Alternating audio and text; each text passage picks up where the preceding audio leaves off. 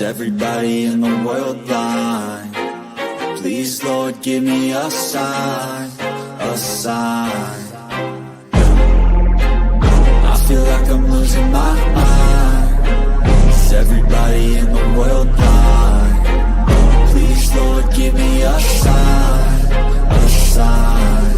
I wanna be the greatest. Everybody on the fake shit. I look around and feel like everybody is the fakest. I make this every day and I'm impatient, hoping one day I blow up from the basement. Statement, the top is so vacant. I don't hear shit that I think is amazing. Waiting for my day when I'm playing sold out shows for 1,000 faces. Hey, give me that crown, get in my way and to be put down. It ain't your place, all this my town. If I want that shit, then I'll get it right now.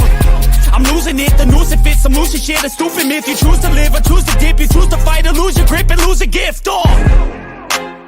I feel like Yeah, what's going on, everybody? This is the show talking about what happened this past weekend. Nigga, can't I talk? Dub right side is in the building, HLD. I don't know if he's going to show up or not, but we're going to talk about him like a dog if he show up or not. You know? One way or another, it is what it is. one way, one like Dub say, one way or the other. We're going to talk about him like a dog. Oh, man. Everybody, Tony K, GS, Gabe in the building, Brian King, Body by Lorenzo is in the building, man. Dub, I know you watched the fights. Man, Lou, I watched all of them, man. It was a heck of a week of boxing, man. You watched the Zuffa fights? I watched the Zuffa fights as well. Absolutely. Like with Well, we're going to talk about that last because I was disappointed, man.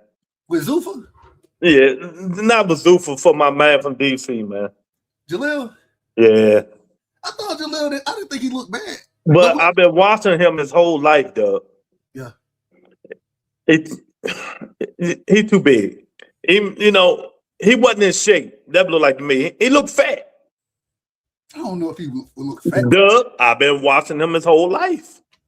I know when he's in shape, when he's not in shape. You know?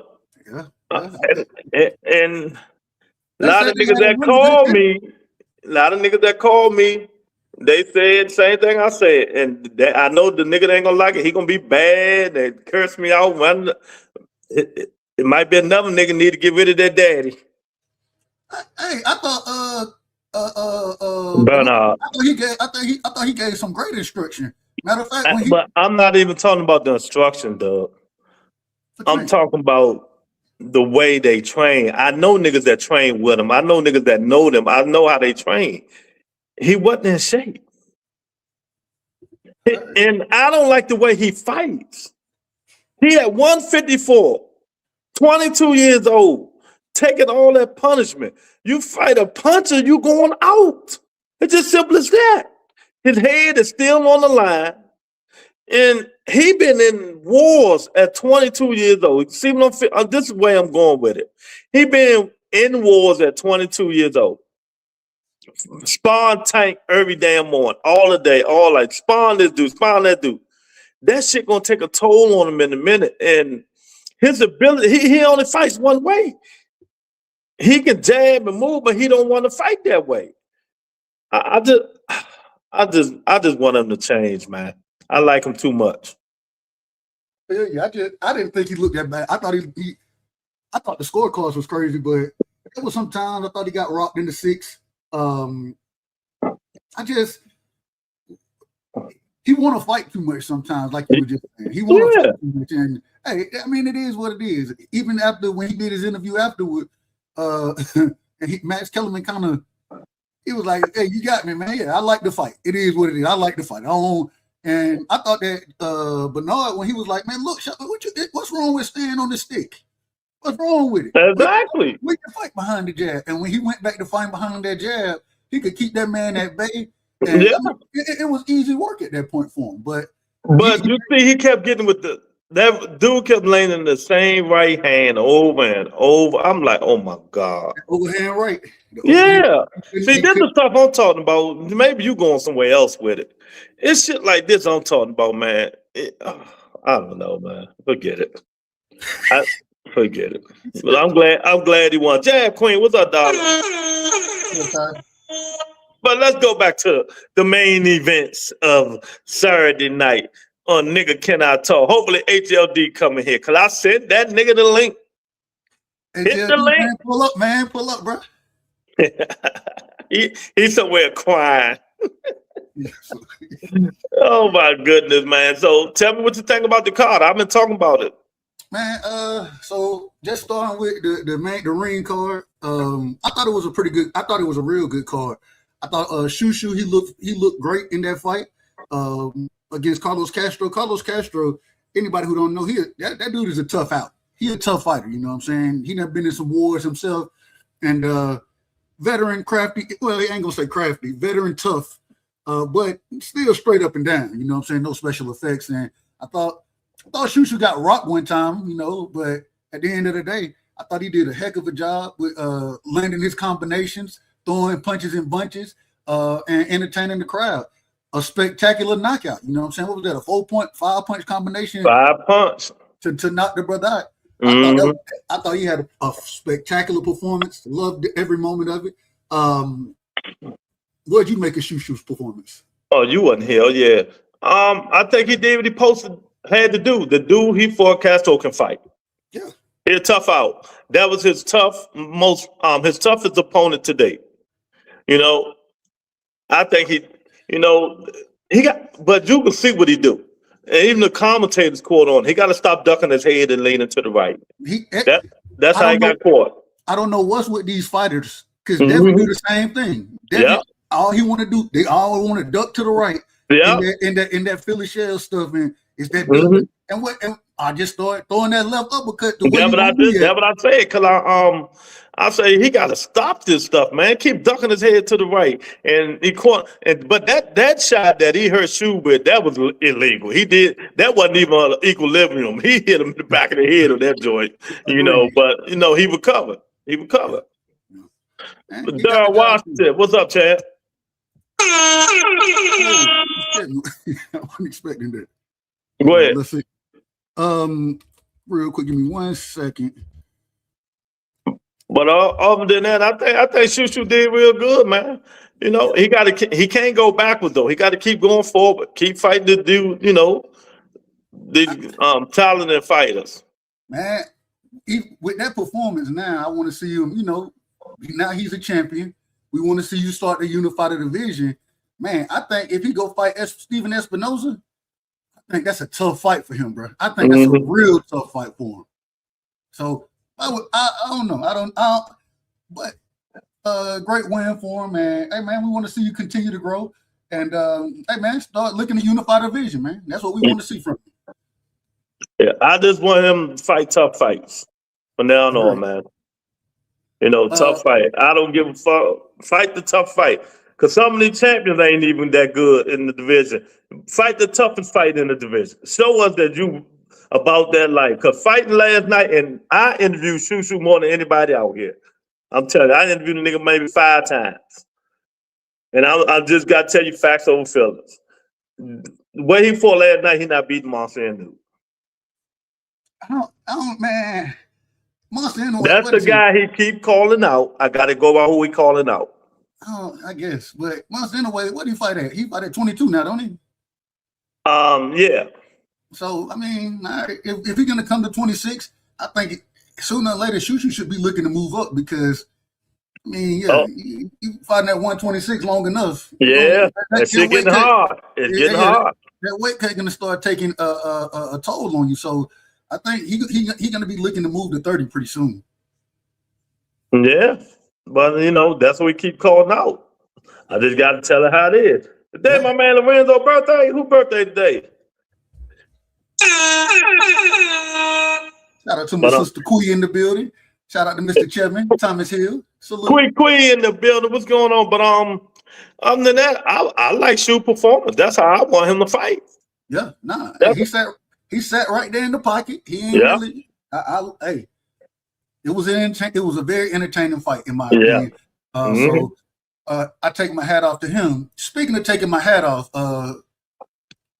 did you see Jarrell Big Baby Miller take his hat off? So let me tell you, I fell asleep twice on the fights. Mr. Shelton, Uncle, what you call him, Uncle Shelton. Uncle Shelton, yeah. He called me and told me about it. I said, hey, I was asleep. He woke me up. And so I looked on the, I said, look at this shit here. I laughed my ass off, man. I said, what this man got the man unit on in a boxing match for? Why he got the man unit on? No. They say you ain't even supposed to work out with a man unit or something for something. Dude, look. Embrace it, champ. Embrace it. I ain't putting no motherfucking man unit on or none of that stuff. Embrace the ball. You look good in balls, man. Ball people look good. You gotta embrace it, champ. What's wrong with this dude? That man unit was tragedy. She said a tragedy. Y'all hit the like button. Y'all just getting up in here, man. I laugh my ass off. But, you know, Big Baby comical, man. He laughed like shit, too. Yeah, look, I'm in the middle, so I'm calling the fight at the time, right? Mm-hmm. And I'm like, hold on. What? Is it, you got a wig on? She say he look weird. Hold on. You knew it slid back just a little bit. It slid back just a little bit, right? I said, you got a wig on? That brother got on the Breakfast Club and said, I knew something was wrong because my coach don't stutter. And he said, I ain't trying to give me instructions. He looked up. I said, what happened?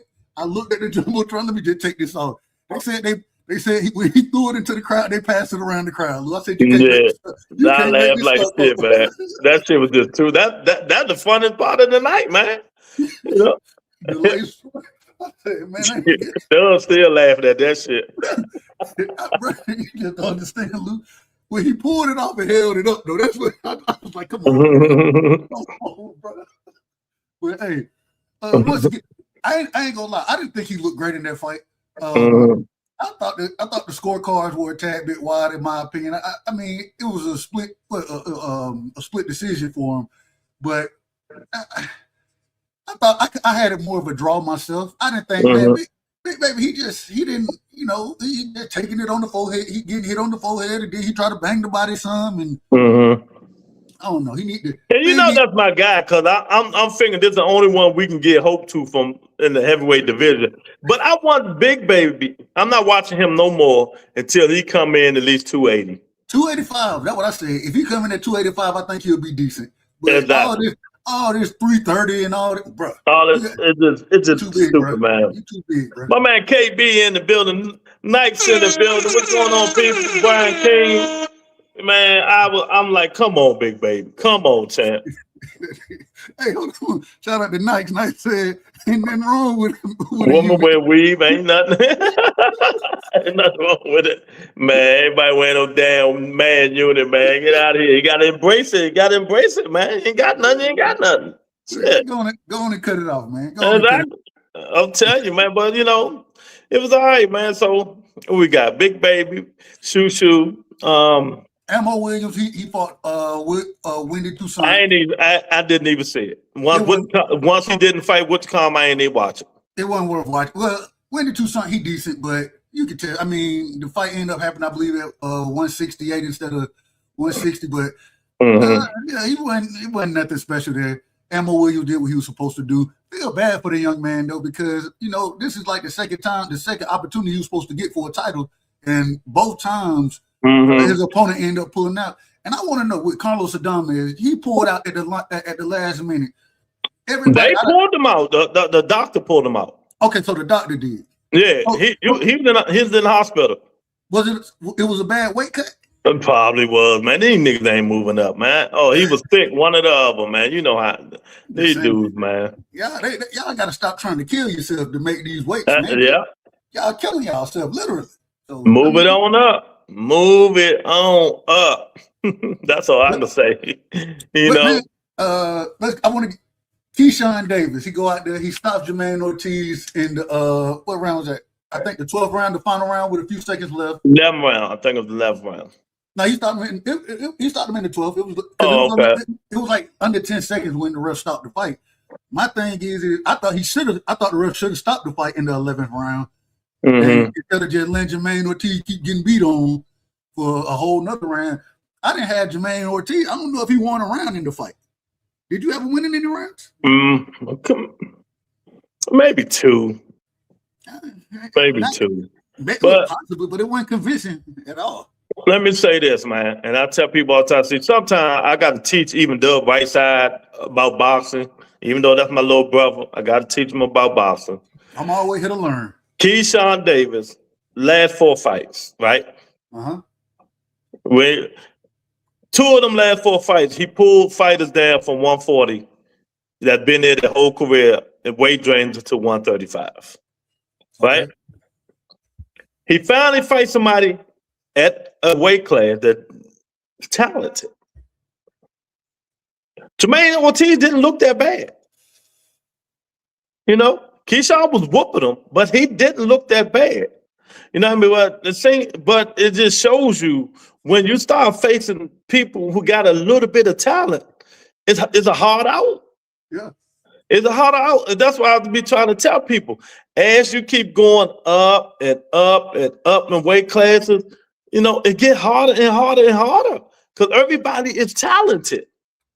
Now, Jermaine was probably one of the most talented fighters he fought. You know? Yeah. And yeah. Keyshawn caught him, did his job, man. But other than that, Dub, I'm like, you know, come on, we're gonna see what's next. Okay. We're gonna see what happened next. You know, because that's my guy. I fuck with Keyshawn, but he got to get his shit together, man. He got to get it together. I think he got too much going on outside the ring. That's the problem. I think he do so much outside the ring, all the talking and the foolishness. Like, I think that part is frustrating because if he ain't gonna say he ain't dedicated, but according to him, the last time he fought, he was drinking the whole time anyway. So that's according to him, not me. So that's what he said. He can't be that dedicated. So I think he's gonna have to get that together because, like you said, you keep finding these when that talent level step up. These ain't easy outs, man. And you talking about you say you going to 47 to fight Devin next. Okay, that's fine, but I'm pretty sure Devin gonna be a much tougher fight than what happened with Jermaine Ortiz. Yes, he will. So I mean, we need some discipline from you, brother. That's what we're really looking for. Discipline outside the ring. You know what I'm saying? During training camp, those type of things. But I thought, man, I didn't think he looked horrible. I thought he looked pretty good. I agree. I didn't think Jermaine Ortiz looked horrible, but he just the skill step was different. Yeah. You know, Jermaine Ortiz is just a solid fighter. That's it. Just a solid fighter. He a B- C level fighter. Yeah. But at the same time, the power aspect is what was impressive to me. It just seemed like Keyshawn got that. He got a little more of that concussive power on the shot. You know what I'm saying? And yeah, but I thought that Keyshawn looked. I ain't gonna say fantastic, but I thought he looked pretty good in the fight. You know? So looking forward to seeing what you think. What you want to see from him next? I want to. Well, he said he's going to fight Croker. So he said gonna get the belt. Then they have a little bit of leverage fighting Devin Haney. Okay, hey, I ain't got no problem with it. I want him to stay at 40. See, let me tell you something, man. Y'all don't see it, but I see it. Them niggas jumping to 47 because they know the smoke is at 40. You see it, Doug. Tell the truth. Hey, I'm still wondering how Antoine name don't ever come up. Never. When these guys in the ring, Antoine name never comes up. And this one dude on the show the other day, man, he was killing Antoine. I just ignored the nigga. I said, boy, you must be 5 years old, man. You know, I'm like, this man name never comes up. Never. You know? But, you know, eventually they're going to have to fight him. Mr. Shelton in the building. What's up, Mr. Shelton? What up, Uncle Shelton? You know, Mark Don in the building said he gave Jermaine 3 to 4 rounds. Okay. Shout out to Marky Dan in the building, man. No, he said he gave him round 3 and 4. He gave him 2. Oh, okay, my fault. Gave him at 3 and 4. So he gave him 2 rounds. I gave him about 2. That's what I said. He gave him about 2 rounds. But I want to see these dudes stay at 40. Shakur and both of them. Stay at 40. And we gonna that after we talk about this next fight right here. We need to wait for HLD. We're gonna give him a little bit more time. We're gonna give him a little bit more time. But I think Keyshawn did okay, but he can go beat Croker in the UK, get that UK money, then he can have some leverage with Devin in them. At the dude at 47. Oh wait, okay. Uncle Shelton, he said that Lewis Crocker going to be fighting. Yeah, but they say Keyshawn can fight the winner. Yeah, okay. Keyshawn can fight the winner. Hey, I ain't got no problem with it. I ain't got no problem whatsoever with it. I will say, I agree with you about individuals needing to stay. Like, come on, man. I want to see if these guys mix it up at 40. But we've been talking for so long about how the 40-pound division is probably the most stacked division in boxing, right? You've been saying it for 3 years now. Yeah, I've been saying it. I said it. I said once these dudes go up, the 40 and the 54 the two best divisions. But the good thing about it is, even though those aren't the quote-unquote glamour divisions, most of these guys, if the 40-pound division feeds 47, right? So 47 needs to restock. So I have no problem if they're gonna move up, but they need to fight each other. That's the whole point. Fight each other, man. Oh, stop Angie, what's up, Angie, baby? She's in the building. Angie, baby. Yeah, man. I don't know, man, but that's what I want to see. This is how I want to see it. I want to see Keyshawn Davis stay at 40. Fight either if he can't fight, well, he's not fighting Gary Antoine, so either fight Richard Hitchens, you know what I mean? Fight Frank Martin, go that way. Just go that way. If you ain't gonna fight Gary Antoine or what's the other guy that just won the belt? Devin, what's that? Not Devin. What's got to be Matias? One beat Matias. The other day I called his name. I can't call his name, but I know the English guy. Dalton Smith. Dalton Smith, thank you. Yeah. Go. I mean, if you want to get a tag, go that way. Him and Dalton Smith, that'll be a real good fight. Right exactly. I think that'll be a heck of a fight. So, yeah, but clearly, and he just moved to 40. So, like, what's the? I don't like you. Give me two, at least 3-4 fights there once you done moved up. Because they feel they're gonna clash with Shakur. That's all. You're supposed to clash. These niggas, man, I'm telling you. Sorry, y'all, this shit is just pathetic. It's pathetic. Out here, they got handshake deals. We'll never fight each other. Why not? Exactly. What kind of nonsense is this, man? And anyway, that's a whole nother story. Lou, I want to ask you this real quick. The boogeyman. Oh, no. Yeah. That was Hannibal been calling him. The boogeyman. I got on Hannibal ass. He put a crying face and laughing. I say, nigga, you been calling this man the boogeyman. I say, Booth, Thurman, and them will whoop that man ass because they're just boxing to death. But let me tell you this, Doug. Let me tell you this. I do not accept the win from Josh Kelly. Why not? I don't take niggas hitting a dude 3 times around to win the fight. Yeah. He ran like Curran did the first time he fought Booth Simmons. Hey, hold on now. Wait, okay. I ain't heard all when Karen did it, everybody screamed running. If Devin did when he did it, everybody screamed running. When Shakur did it, they screamed running. If you the first person I done heard sit here and say, and I'm not disagreeing with you, but man, well, I don't know where you been. They've been doing it on this channel. That man ran the whole fucking fight. Man. 3 punches around, and he won the fight.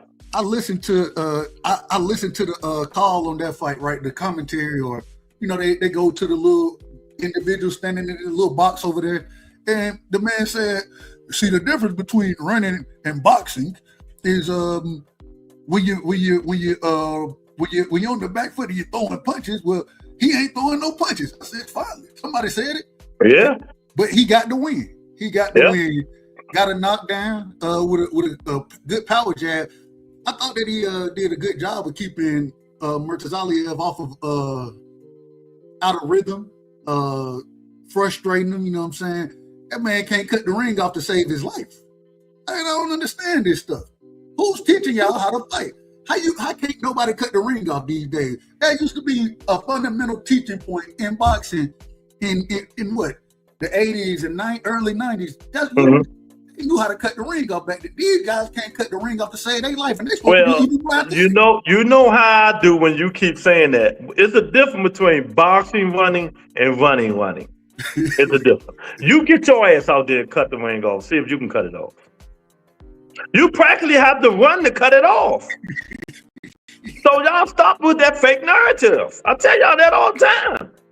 You know, I can see if he was boxing, moving, boxing, like Shakur do, but then he'll speed it up like he did when he fought Wichita.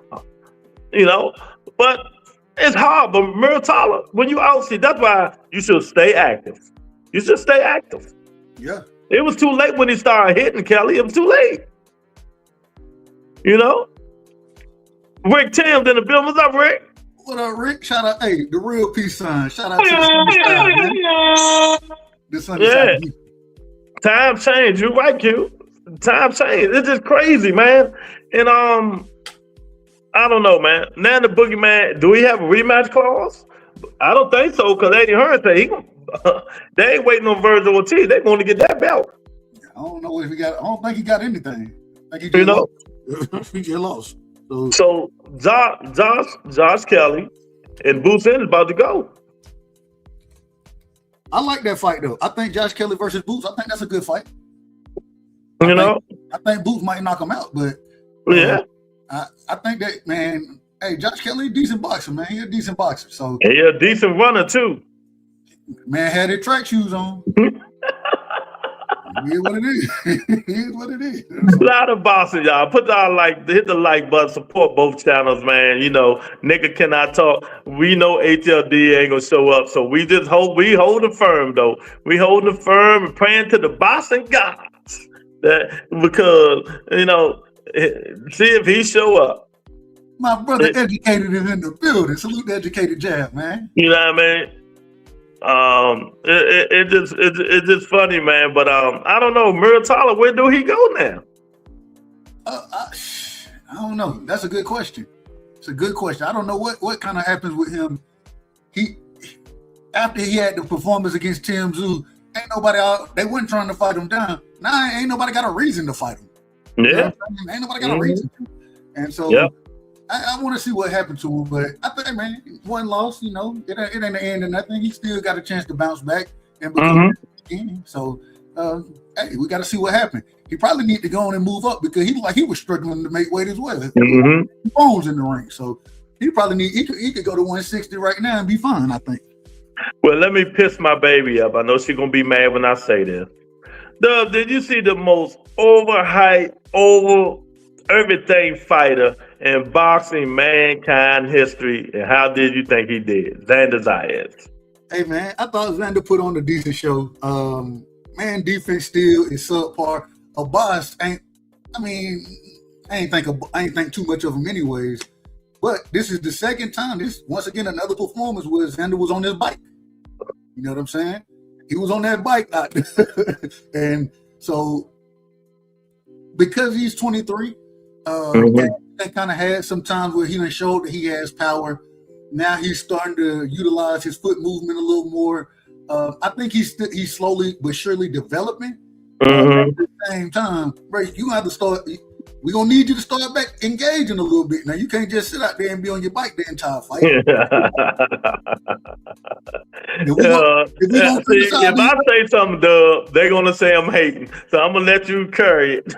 Well, yeah, we done had these conversations about damn every black fighter that we say been very consistent, bro. Hey, we ain't got no problem with your boxing, but you need to engage. That's what we looking for from you, Xander. I told a nigga, I say, soon that guy face somebody in the top 10, it will be no more talk. Hey, there'll be no more talk about him. You know, J.A. Dixon, where you been, champ? J.A. Dixon in the building, my man. Hey, shout out to my go Dogs, baby, go Dogs. You know, yeah, another bum ass Georgia Bulldog fan, but you know it's all good. Don't start hating. Don't start hating, man. Well, you know, I told him yesterday, Xander Zayas went full throttle with an email champion and Gabal, Babool, whatever his name is, and he looked, man, he was struggling. Y'all need to stop this stuff. See, that's why we need HLD in here, the protected fighters. The protected families, you know, but you know it's all good. Darryl Washington say, "Do you think Lopez need to fight? We're going to get to it, but I'm gonna say yes. Dub, just give one answer. Yes. Yes. All right, we'll get to it though. They say I can't lie. We don't have many good fights left in boxing, and I wish all these motherfuckers would just fight off it. Yeah, I told Dub that 3 weeks ago, but he ain't want to listen. Cause I told him Turkey ain't going. He's not going to have them any more fights left to make. I'm telling you. And then what's going to happen, Dub? When there ain't no more fights to make. He got some fights to make, but when he went out, then what? I'll watch a rematch of some fights. hey, look, I think it was Paulo Malignaggi. He talking about Patillo. Hey, he probably need to go fight George Kambosos again. I said, Paulo, God, no, George Kambosos. Hey, everybody don't Kambosos. George Kambosos did something Shakur Stevenson didn't do. He dropped him. Put him in the dirt. Put him down. You dropped him. You right. And I made a short, man. I ain't never had so many response in my short saying that. But you know, I like pissing niggas off.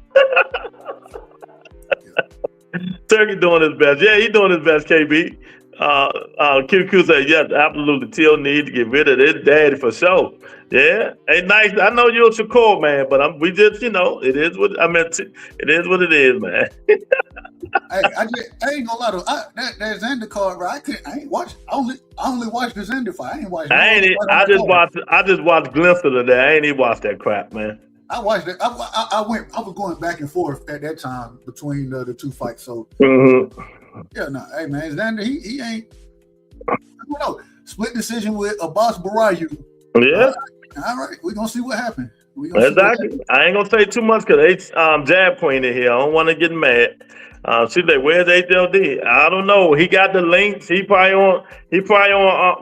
Well, matter of fact, I heard Mill City say he ain't even show up on his show. Hey, Mill City said everybody looking for HLD right now. I said, God, no. I gotta make sure. We got to get him a mental health, man. Check on him, man. Lando or Poncho can't fight for shit. Exactly, J.A. What's the worst boxing daddy out of? Y'all keep saying Schofield trash. I don't know about that, man. I think if you listen to Schofield talk, he know what he's talking about. Y'all just don't like him. No, I think out of those three fathers right there, I think Schofield. I think he has the best understanding of boxing, right? Yeah. As far as like angle, he always talk about the 5 styles, but even when he was talking, I heard him. He said he lost some money on the fight, and he was talking about, man, the thing is when they're fighting, when he's a southpaw, he's doing this. This is the angles you have to take against that style. This style. When he counters that, then you got to counter. You got to have a counter to the counter, right? So I think he understands that piece of boxing better than any of those other guys. I think Bill does a good job bringing in other guys and keeping Devin around great boxing minds. T.O. Senior. I don't know what that man was doing. I don't know what he was doing. I have no clue. Where's the fucking power?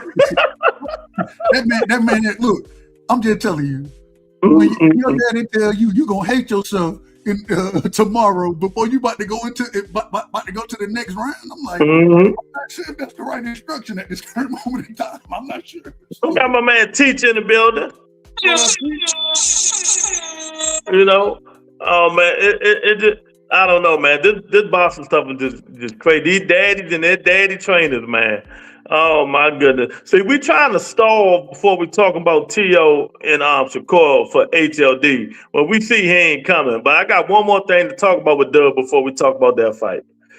So Dub, I was watching YouTube and I was just watching them things and I seen the brawl before the weigh-in, right?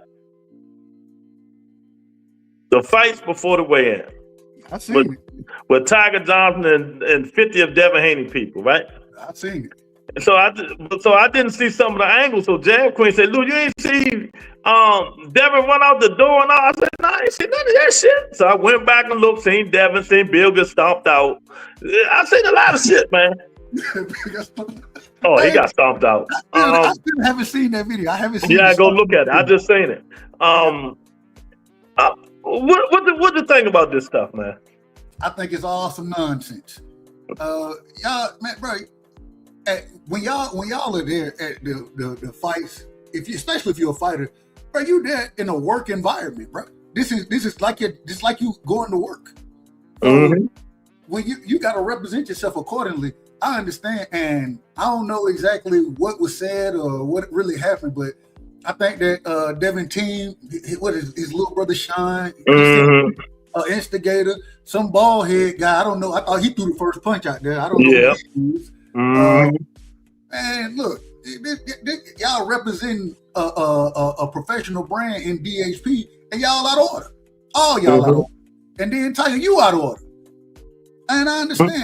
Ain't nobody want to. You don't put your hands on nobody, but man, all that nonsense that's going on, bro. This is a professional event going on. Can we keep it professional? And can we act like? And I'm talking about us. You know who I'm talking about when I say us.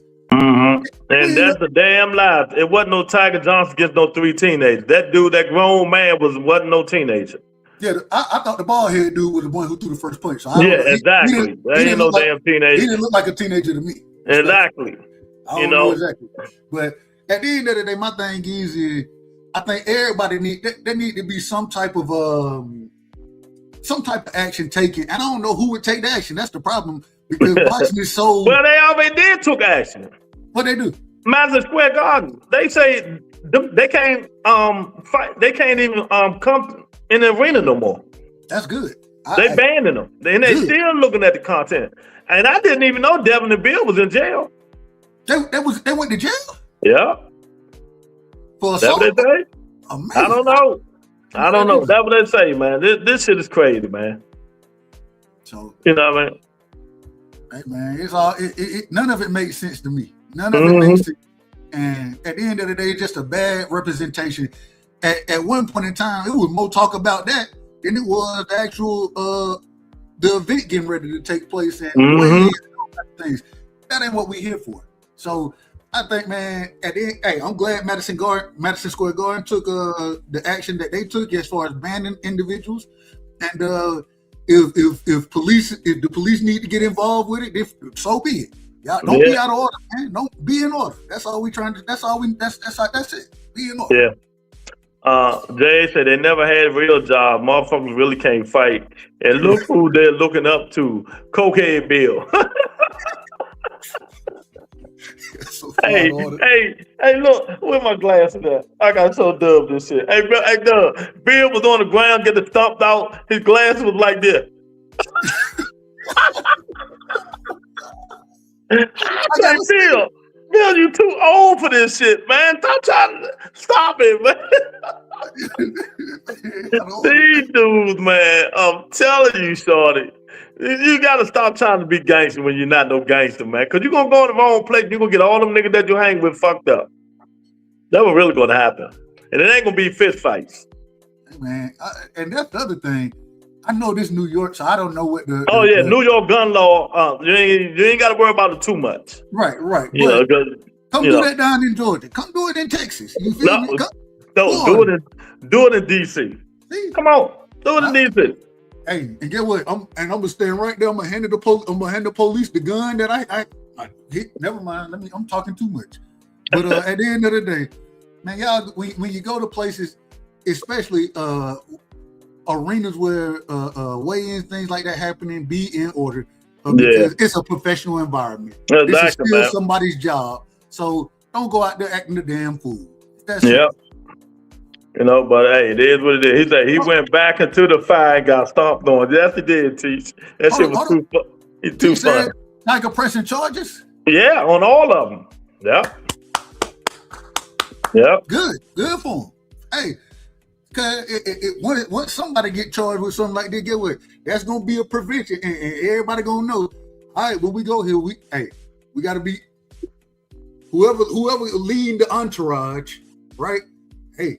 Before we get out the van or whatever we getting out of, this is we don't want no smoke, man. We here for a good time.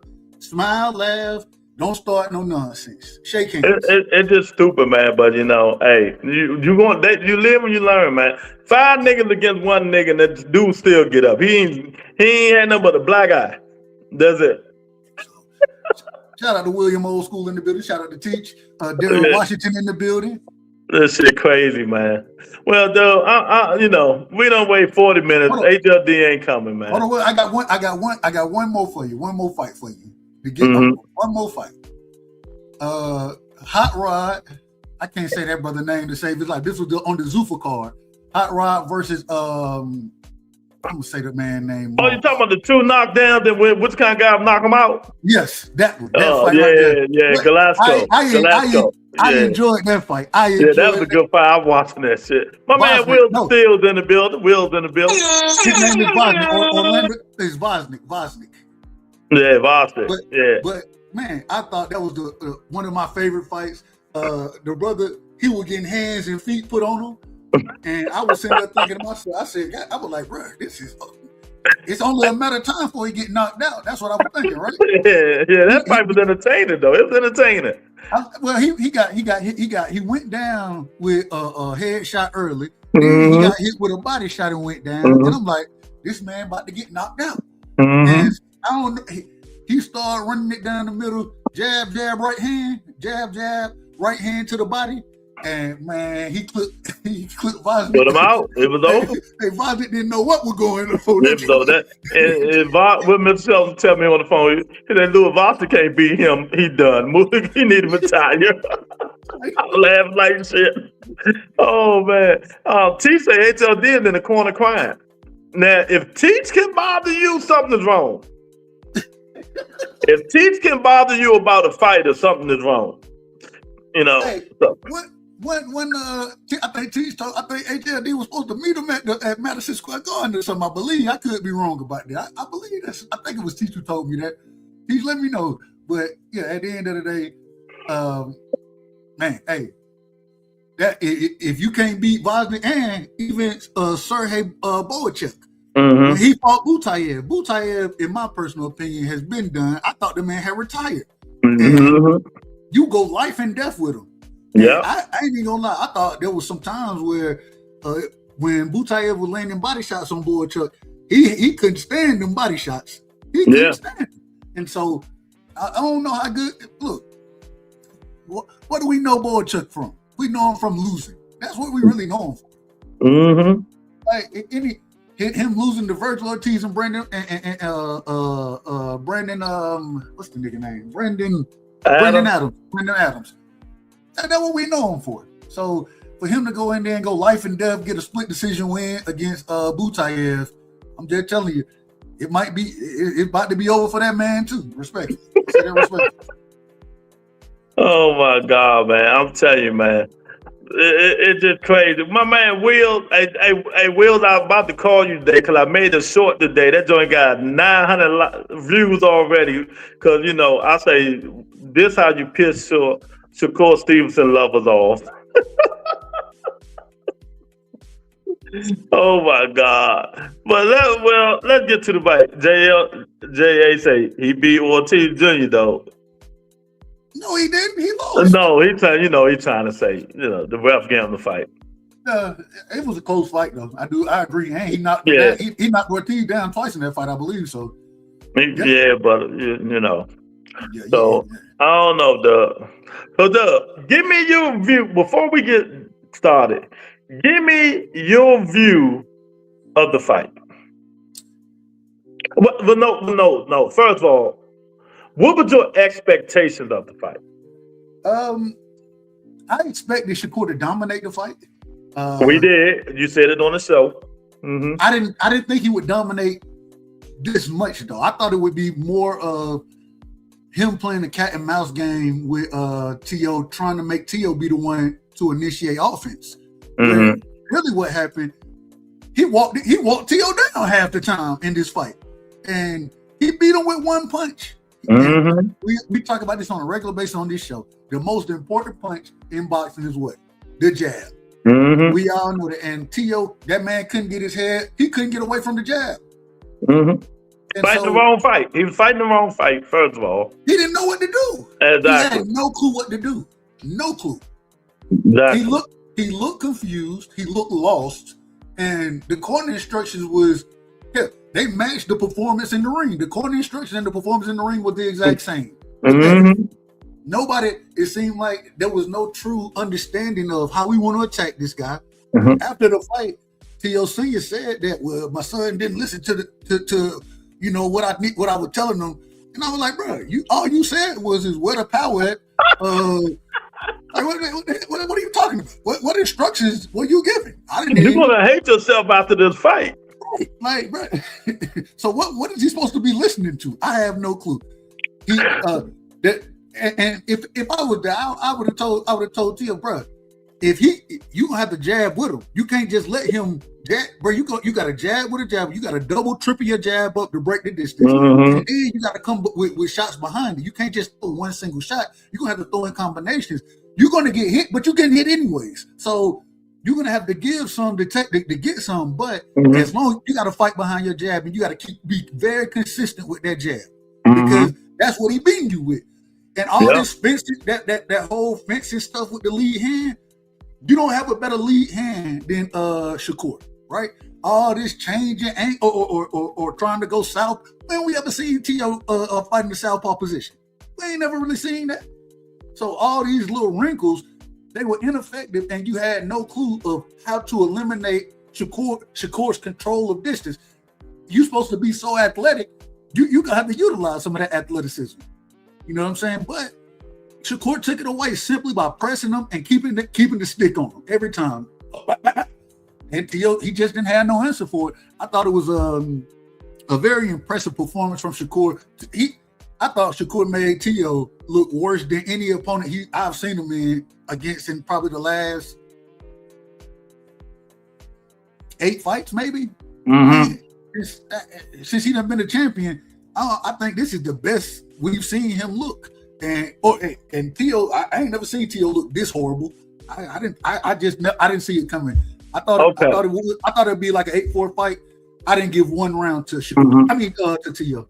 Now, you know, normally I don't have no horse in this race, and I don't care for Shakur, but I never swavered. I always said Shakur's going to win this fight. We both did. Yes. Now, I also said I don't really give him nothing if he do beat T.O., because T.O. ain't did nothing in 4 fights. T.O. ain't did nothing since he been to 140. You know? So when I say that, people get mad and say I'm hating, and then I just go back and bring the receipts. What have T.O. did since the Lomachenko fight? Inside the ring. What else he did? He had his father say, with the power. Wait a minute, let me talk, because I ain't interrupt you. His father say, where the power at? He ain't had no power. He ain't knocked nobody out. He ain't stopped nobody. You know? And finally, somebody else agreed with me about the Josh Taylor tape. Stop giving him that credit, like Palmiology said. Josh Taylor was done when Teofima Lopez fought him. He was out a year and a half. He lost to Catterall. But y'all want to give him that fight. No, the Rebuttal Entertainment don't do that. You know what I mean? T.O. hasn't been good in a long time, man. You know, but Shakur did what he's supposed to do. Made him look average. You know, but the fight was more about, it wasn't even about the fight. The fight was more about them being pissed because T.O. was acting like a racist. And that's why everybody was happy he lost. Because all the racist shit that he was saying. You know what I mean? That's why people was mad. At the 140-pound division, tell me what impressed you about Teofima Lopez. You know what I mean? But Shakur Stevenson did what he's supposed to do. He beat T.O. ass. He beat his ass. You know, great win for Shakur Stevenson. I'm giving Shakur Stevenson his prop for not letting that nigga even touch him. You know, not even letting him touch him. You know, but I just haven't been giving T.O. nothing. You've been on the show with me and HLD Arga. I say T.O. ain't did shit since the Lomachenko fight. That's why I never wavered on my pick. Normally, you know me, Dub. I go back and forth and all that shit. I say, no, Shakur gonna whoop his ass. And he whooped his ass. You know, but all Ben, yeah, nigga, you see Shakur beat his ass. Okay, Sandor Martin beat his ass. You know, Remember, he lost to George Kimbosa. That's the way. That's my way of pissing the Shakur Stevenson fans off with the truth, though. With the truth, you know. And you give Shakur his credit because everybody think T.O. is a hell of a fighter. Yeah, he was a hell of a fighter at 135. But when he moved to 140, I didn't see nothing that impressed me, Dub. How about you? I haven't seen, like, I give him credit for the Josh Taylor fight, me personally. Okay, that's you. I understand what you're saying, but I do think that Josh Taylor was tailor-made for him. So, but outside of that, I do agree. Since he's been at 40, he really ain't did too much. You know what I'm saying? The power isn't there. Sandor Martin made him look average at best, even in that fight. You know what I'm saying? I thought Sandor Martin won that fight. And so here's the reason I thought that that's why we said that Shakur, he's going to make it look easy, but still to make it look this easy. Yeah. And like you said, that man, he left the fight. Shakur, he came in looking, he left like he came looking. Exactly. He came in the ring and left like he didn't touch him. Like he didn't touch him. And that's where I give credit where it's due. I give credit to Shakur, But I'm not gonna sit here like the rest of these niggas who love Shakur Stevenson and say he beat the baddest man on planet. No, he didn't. I'm not saying that, but I am saying for you to go in and for this man to be a two-time lineal champion, right? And for you to dominate him in that fashion. And you see how you switched it up, though, Doug? If you don't say two-time his accolades, right, just say he beat Teofima Lopez, it wouldn't be the same. Agreed. Exactly. See, you got to add, I don't add them accolades on there. But the thing is, Lou, that's what boxing, but that's the past. That's the past. When did he get the lineal belt? Who he beat for the lineal belt?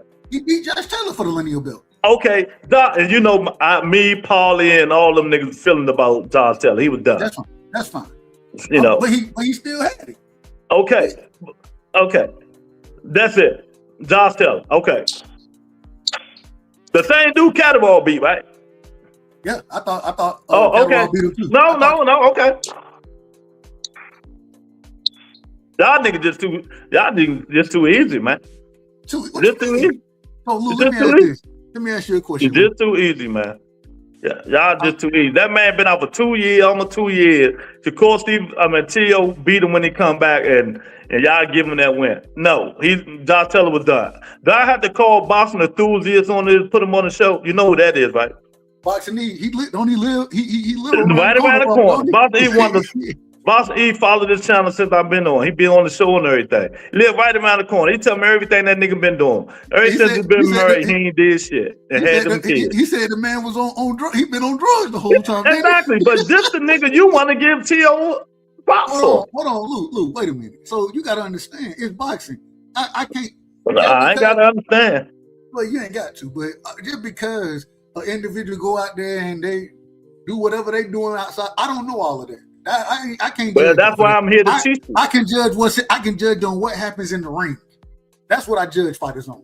And in this situation, I have to give T.O. that credit, but it doesn't even matter at this point. The reason it don't matter is because when you go out there and look pedestrian, you look like a D-level fighter against Shakur. And I wouldn't call T.O. a D-level fighter. I'd say he a B+ fighter, B- somewhere in there. But he made you look like a D-level fighter, bro. You couldn't made him look like made him look average. That's why I give him credit. He made him look like he never was a lineal champion. In that case, agreed.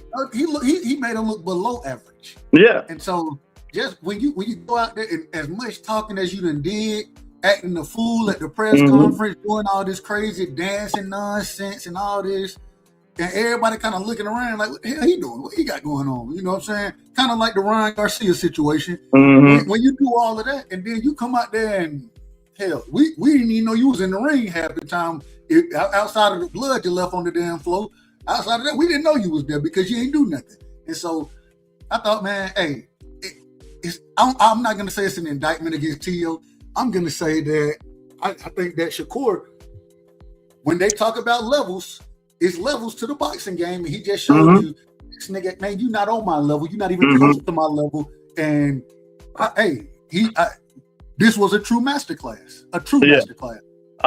Jay say an accolade is not a skill. I didn't say it was. Well, no, all right. Jason say I ain't riding shit. I still don't like him, Lou. You one of the few, Jason. You one of the few, champ. Nigga, you always find a. So let me ask you, Will. Shakur Stevenson is above criticism. No fighter is. No this nigga Will always on that Shakur Stevenson dick. Shakur Stevenson is above criticism. Anything I say about Shakur Stevenson, Will's call me and curse me out. I can't criticize him. I can't criticize him at all. I mean, I don't understand. I tell Wills he good fight and all this stuff, and that still ain't enough.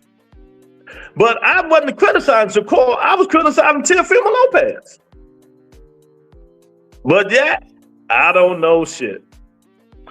I wish I never bought that boring shit. You bought that shit? I ain't buying nothing.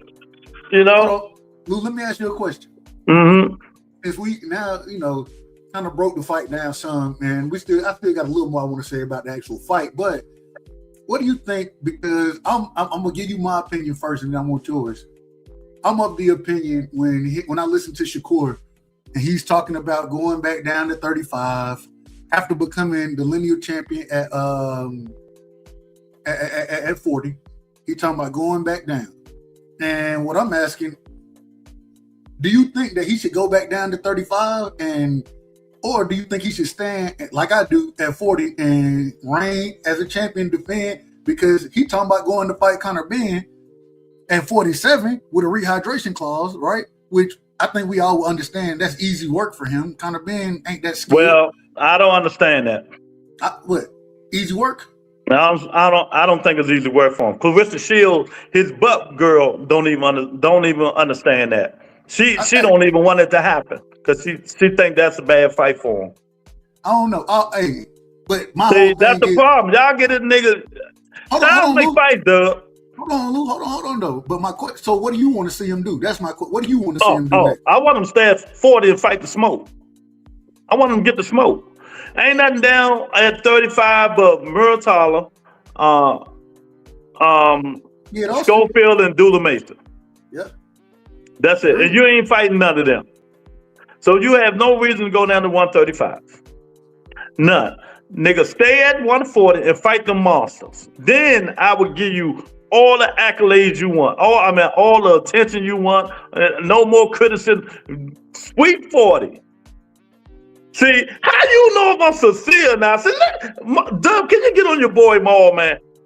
What'd you say? What happened? Wheels of Seals. He said you're not sincere when you're talking about a boxer and you don't like it. Them niggas funny as shit, man. But anyway, stay at 40. Fight the smoke. If you go fight, Shakur ain't no small nigga, Dub. The day my man Lorenzo birthday, man. Happy birthday, Lorenzo. Happy birthday, Lorenzo.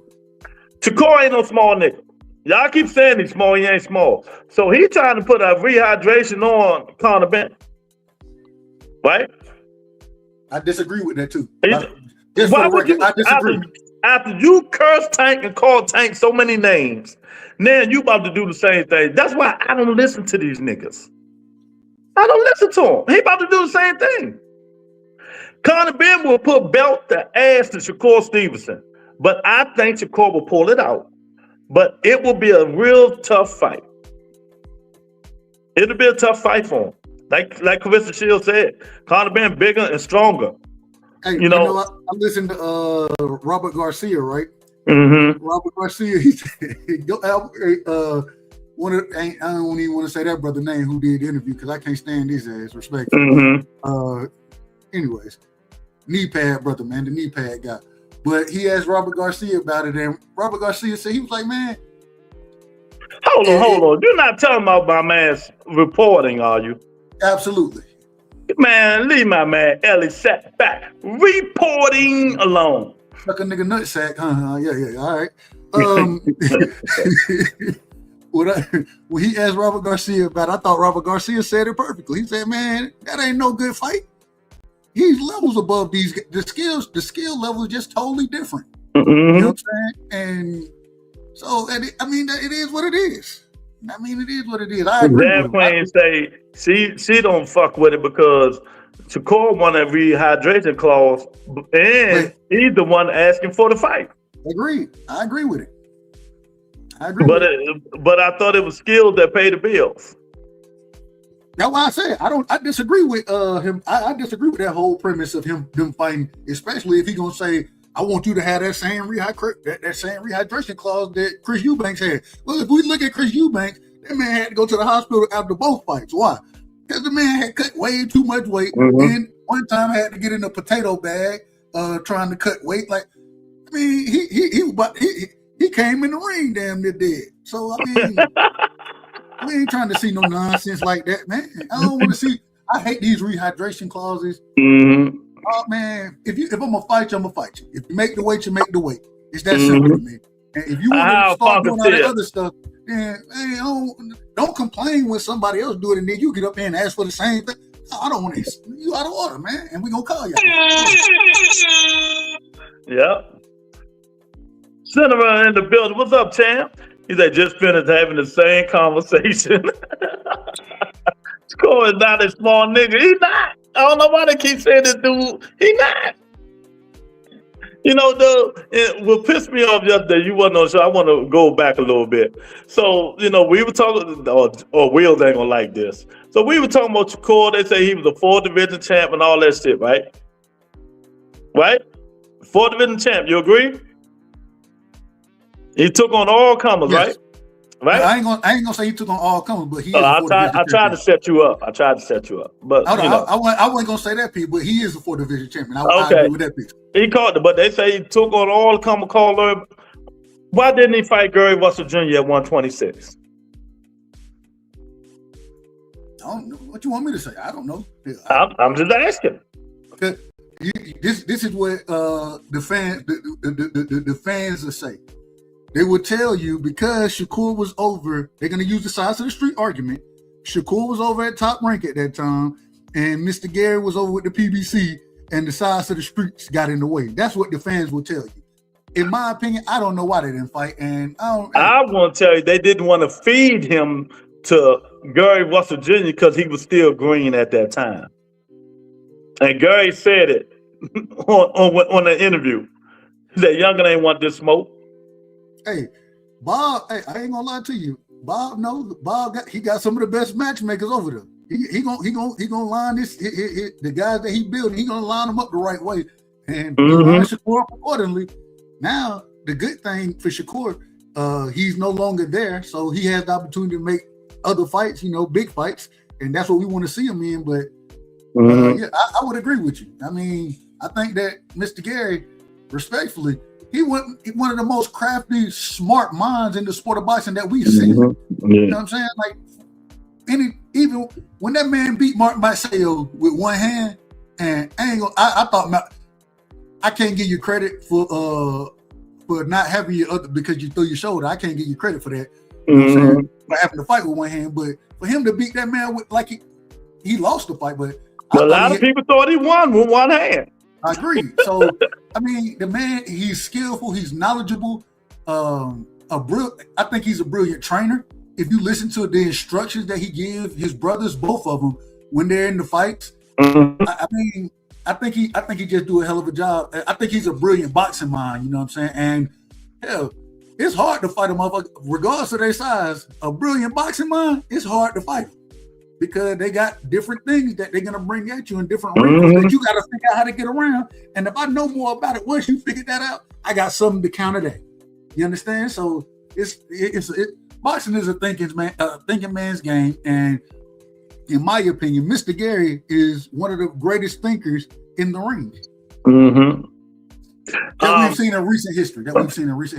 Teach, I agree with somewhat what you're saying, but I'm gonna tell you this. Shakur want that bank, he better go to UK and fight Conor Ben. And forget that rehydration clause. If you want that money, another thing we talk about, let's just talk about money. We know normally we don't talk it. So Shakur is a good fighter, right? Great fighter, whatever y'all want to call him, right? Will he ever have a $30 million fight? I don't think so. One fight for $30 million? I don't think he'll get $30 million for one. Why not? He's supposed to be the greatest thing in boxing. They don't want to pay him $30 million? Well, for you to get paid, like, even though I think he's he might be at this current moment in time, boxing wise, skill set wise, I think he probably one of the most difficult individuals to deal with. Him, Usyk, Bam Rodriguez, Devin. I think skill wise, they're some of the boots, some of the toughest guys to deal with. But just because you got the skill set, man, fans like to see motherfucking knockouts, you know. And it's entertaining to me because I can sit here and watch it, and the different things that happen in a fight, the small things, how you control your opponent, how you take certain things away from them. That's interesting to me because we're purists of the sport. But you're not getting 30 million. Who you gonna fight for 30 million? Who? Exactly. Who? Exactly. But no, I'm bringing it up to say, you know, they say he's the best in the world. So he should generate that 30, 20, 15, something, right? No, it don't work like that though. Exactly. I've been trying to tell people that. But this tells me he can never be the face of boxing. I don't think that's true either. I don't think so. And this whole face of boxing thing, that's something it's different, bro. Everybody got their own opinion of it. Right, yes, I got you. Right. It don't even, whatever. But I think like if he were to fight a Devin, I think him and Devin, they could garner, it'll be a $20 million fight. Both of them would get 10. I think they could both get 10 for that fight. You know what I'm saying? I think they might can get more than that. So right. So I think I think he can get some big money fights. But there's one fight for 30 million. I don't see that happening. He said he can't sell like Floyd. See, that's why I don't talk to Nike that much, because Nike loves Shakur so much. He said he can get 30 million. You know what I mean? So, sometimes he just be out of whack sometimes, man. Williams say nobody paying huge money to watch Shakur play patty cake in the ring. Exactly. That's another reason. We hate to say it. Wait a minute, I got your back, Will. They can't handle the truth around here. You can't handle the truth. They can't handle the truth, boy. And let me ask, did you, J.A., let me ask you something. If he fight Tank, he will 1,000% more. But Tank, they just put another warrant out for my man arrest. I knew this was coming. He got what? He got another warrant? Oh, yeah. I told y'all, the Baltimore judge is not playing that shit. He wasn't on probation. I keep telling y'all that. He was still on probation.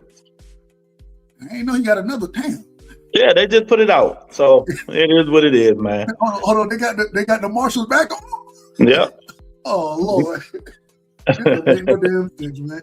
But, that's his life, man. It is what it is. It ain't got nothing to do with me, so. Exactly. So, Devin is cool making money. Who is chat? Get this person out the chat. Somebody, I get him. I don't know who he is. I figure it out. That's your people. I can't get them out. No, I got it. I'm handling it. Oh, it's the it's the other chat. I got it. Go ahead, Lou. Go ahead. Give me a second. Miss, I thought Tank got caught in Florida. He did, but this he was on probation in Baltimore. But it is what it is. You know what I mean? I don't know, man. I really think that these dudes need to stay where they at.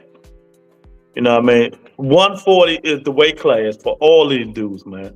For all these dudes. And if they're gonna move up and do all this stuff, that's crazy. Even though Cruz ducked Shakur once, if Cruz actually fought Shakur, he was making no 30 million fighting no Pitbull Cruz, man. That ain't happening. I ain't know y'all clearly y'all don't understand how boxing works, but Dude, you can't get that dude out of there? Nah, he gone. I got him out. Oh, okay. Let me ask this, Lou. Mm-hmm. Now going back, we kind of went over what happens with Shakur next. Mm-hmm. What happened with Teo next? They asked it, and we ain't really. We answered it with one. We both said yes, he need to fire his father. Right? Mm-hmm. But what do you see happening next for him? And who? Since we saying yes to him firing his father or getting his father out of his corner, who would you want to see him work with, and that you think could get the best out of him? Robert Garcia. I agree. I was thinking Robert Garcia. Robert Garcia. I want to see him with Robert Garcia as well. Robert Garcia. But the thing is, I don't think he could beat them boys at 140. Who he got to fight? Well, he said he moving up to 47. Who he gonna beat at 47? Them dudes, less talented fighters. They might be bigger, but they less talented. If it was Teo versus Rolly, who you pick? Rolly looking good lately. and I was about to say, I'm talking about the Rolly under Ishmael Salas right now. Exactly. I told people yesterday. I told people yesterday, you don't hear nobody calling Rolly name for real. Hey, him and Conor Ben, they got into it a little bit. They got into it a little bit. I think that'd be a great fight. I would love to see that fight. I think they both go in there and try to knock each other out. I ain't got no problem. He say he would love to see Shakur fight Abdullah Mason and Gary Antoine Russell. He not fighting Abdullah, bro. He not fighting Antoine. They already had it out on, and Shakur just ignored him and went on about his business. Man, Antoine gonna struggle to get fights, bro. Why is everybody? Because they see. I told y'all last year, and after he lost to Berto Prelude, because his father situation. I don't want to make no excuse, but remember his father died and all that. They brought in another trainer to help with his defense. He been improving on that defense. That's all he needed to improve on. His patience. And he his patience. That patience. That's what I'm talking about. His patience jumping in and his defense. If he get that shit straight, y'all fucked up. They better get him there. They should have been got him. They should have caught him 2 years ago. Really. Exactly. Ain't nobody calling him out. So I don't know. He gonna be struggling getting fights. He fight next month, right? Yeah, he fight he on the is it the 21st or the wait a minute, let me piss some people off right quick. Let me piss my man Wills off right quick. Y'all know who back, right? Where is that? Where is that? You know who back right there? Who back? Your man. Oh, not sometimes. What sometimes got to tell me, man? Keith, one-time Thurman back in action monster. Was it the 31st? Something like that. Keith Thurman back in action monster 31st, baby. One-time Thurman. You better not duck me, son. You better not duck me, son. Thurman is back in action. Son. Don't duck me. That's my guy. Y'all don't know that's my favorite fighter, but I do not want him to fight Fundora because I think he's going to lose. See, I'm a realist. You niggas not real. I'm a realist. I'm very real. Oh, man. Once upon a time. Hey, man, don't make me block you, man. Don't talk about Keith Thurman on my show. I'm playing, man. Keith Thurman back in action in March. Man. What was I gave my breakdown, kind of what did you see in the fight that made why did Shakur have so much success in the fight in your opinion? First of all, Teo fought the wrong fight. How you on? I say this all the time about Devin and Teofima Lopez. If you're not a long, rangy, tall dude that can box also, if you short and ain't really no boxer, how you gonna go outbox a masterclass boxer? That was he went wrong right there. How you gonna get out there? Your arms long, you too short. He got a hell of a jab. How you gonna get in? Trying to outbox Shakur Stevenson. That's when he went. That's the first thing he went wrong with. You know what I mean? Now the second thing, I agree with Schofield, and I agree with Gary Antoine. They just interviewed him. You can't fight Shakur like that. Some people can, but you can't. You got to bully him. Yeah. You got to get inside, throw elbows, throw knees and toes. You know?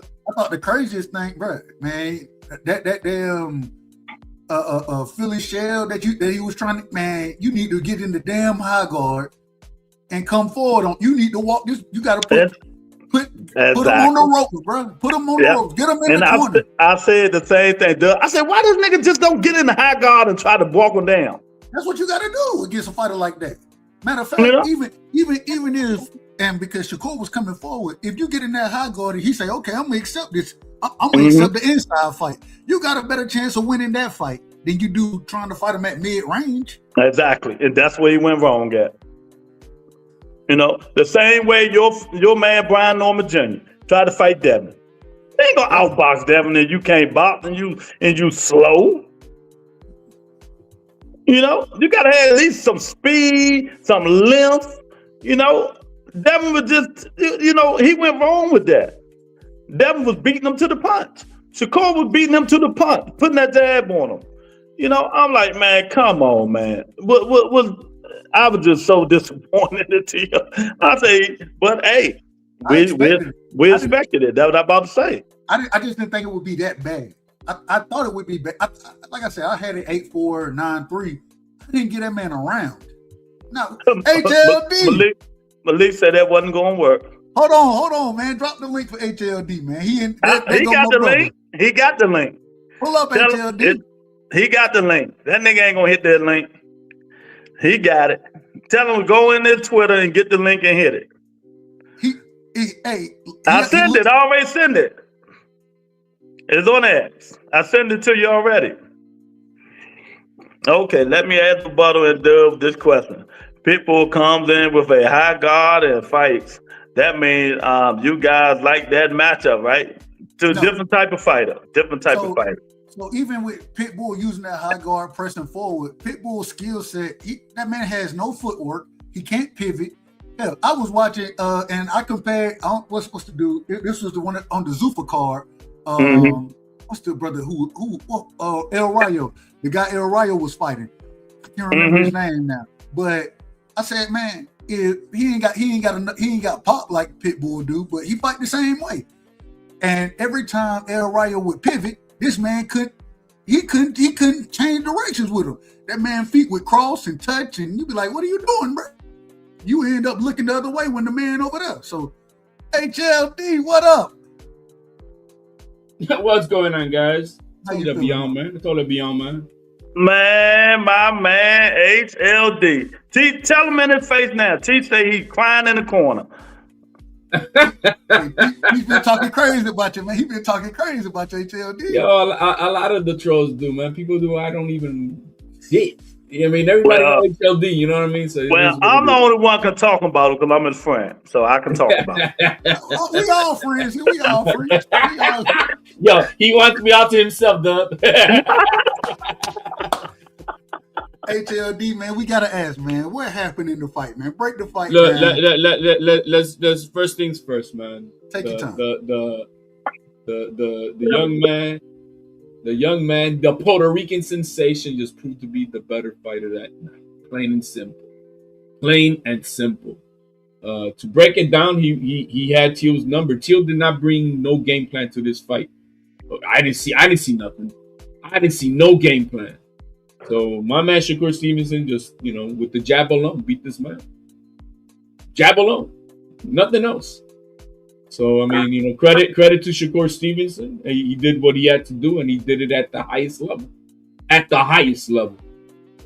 Teal. I mean, we can say a lot of things. One thing I'm going to say, what was the game plan? Because I didn't see the effort of any game plan in that fight. Of any, none. He looked confused in the ring. I didn't see anything. What was the game plan? I mean, what was it? I didn't see it. You were just the body. That's it. So Shakur Stevenson did exactly what he needed to do, and I'll full credit to this young man. He dominated Teal all 12 rounds, even the one sympathy round that they gave him. You know what I mean? It was just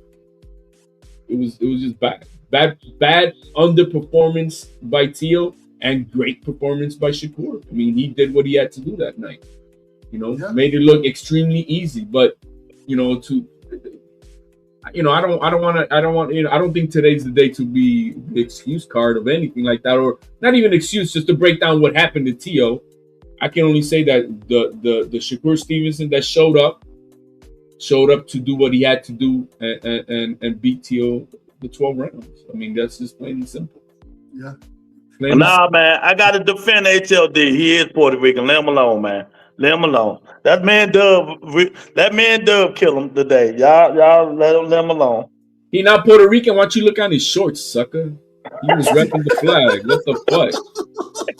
He was repping the flag, and you're gonna like now he Puerto Rican? Yeah, he Puerto Rican. The fuck?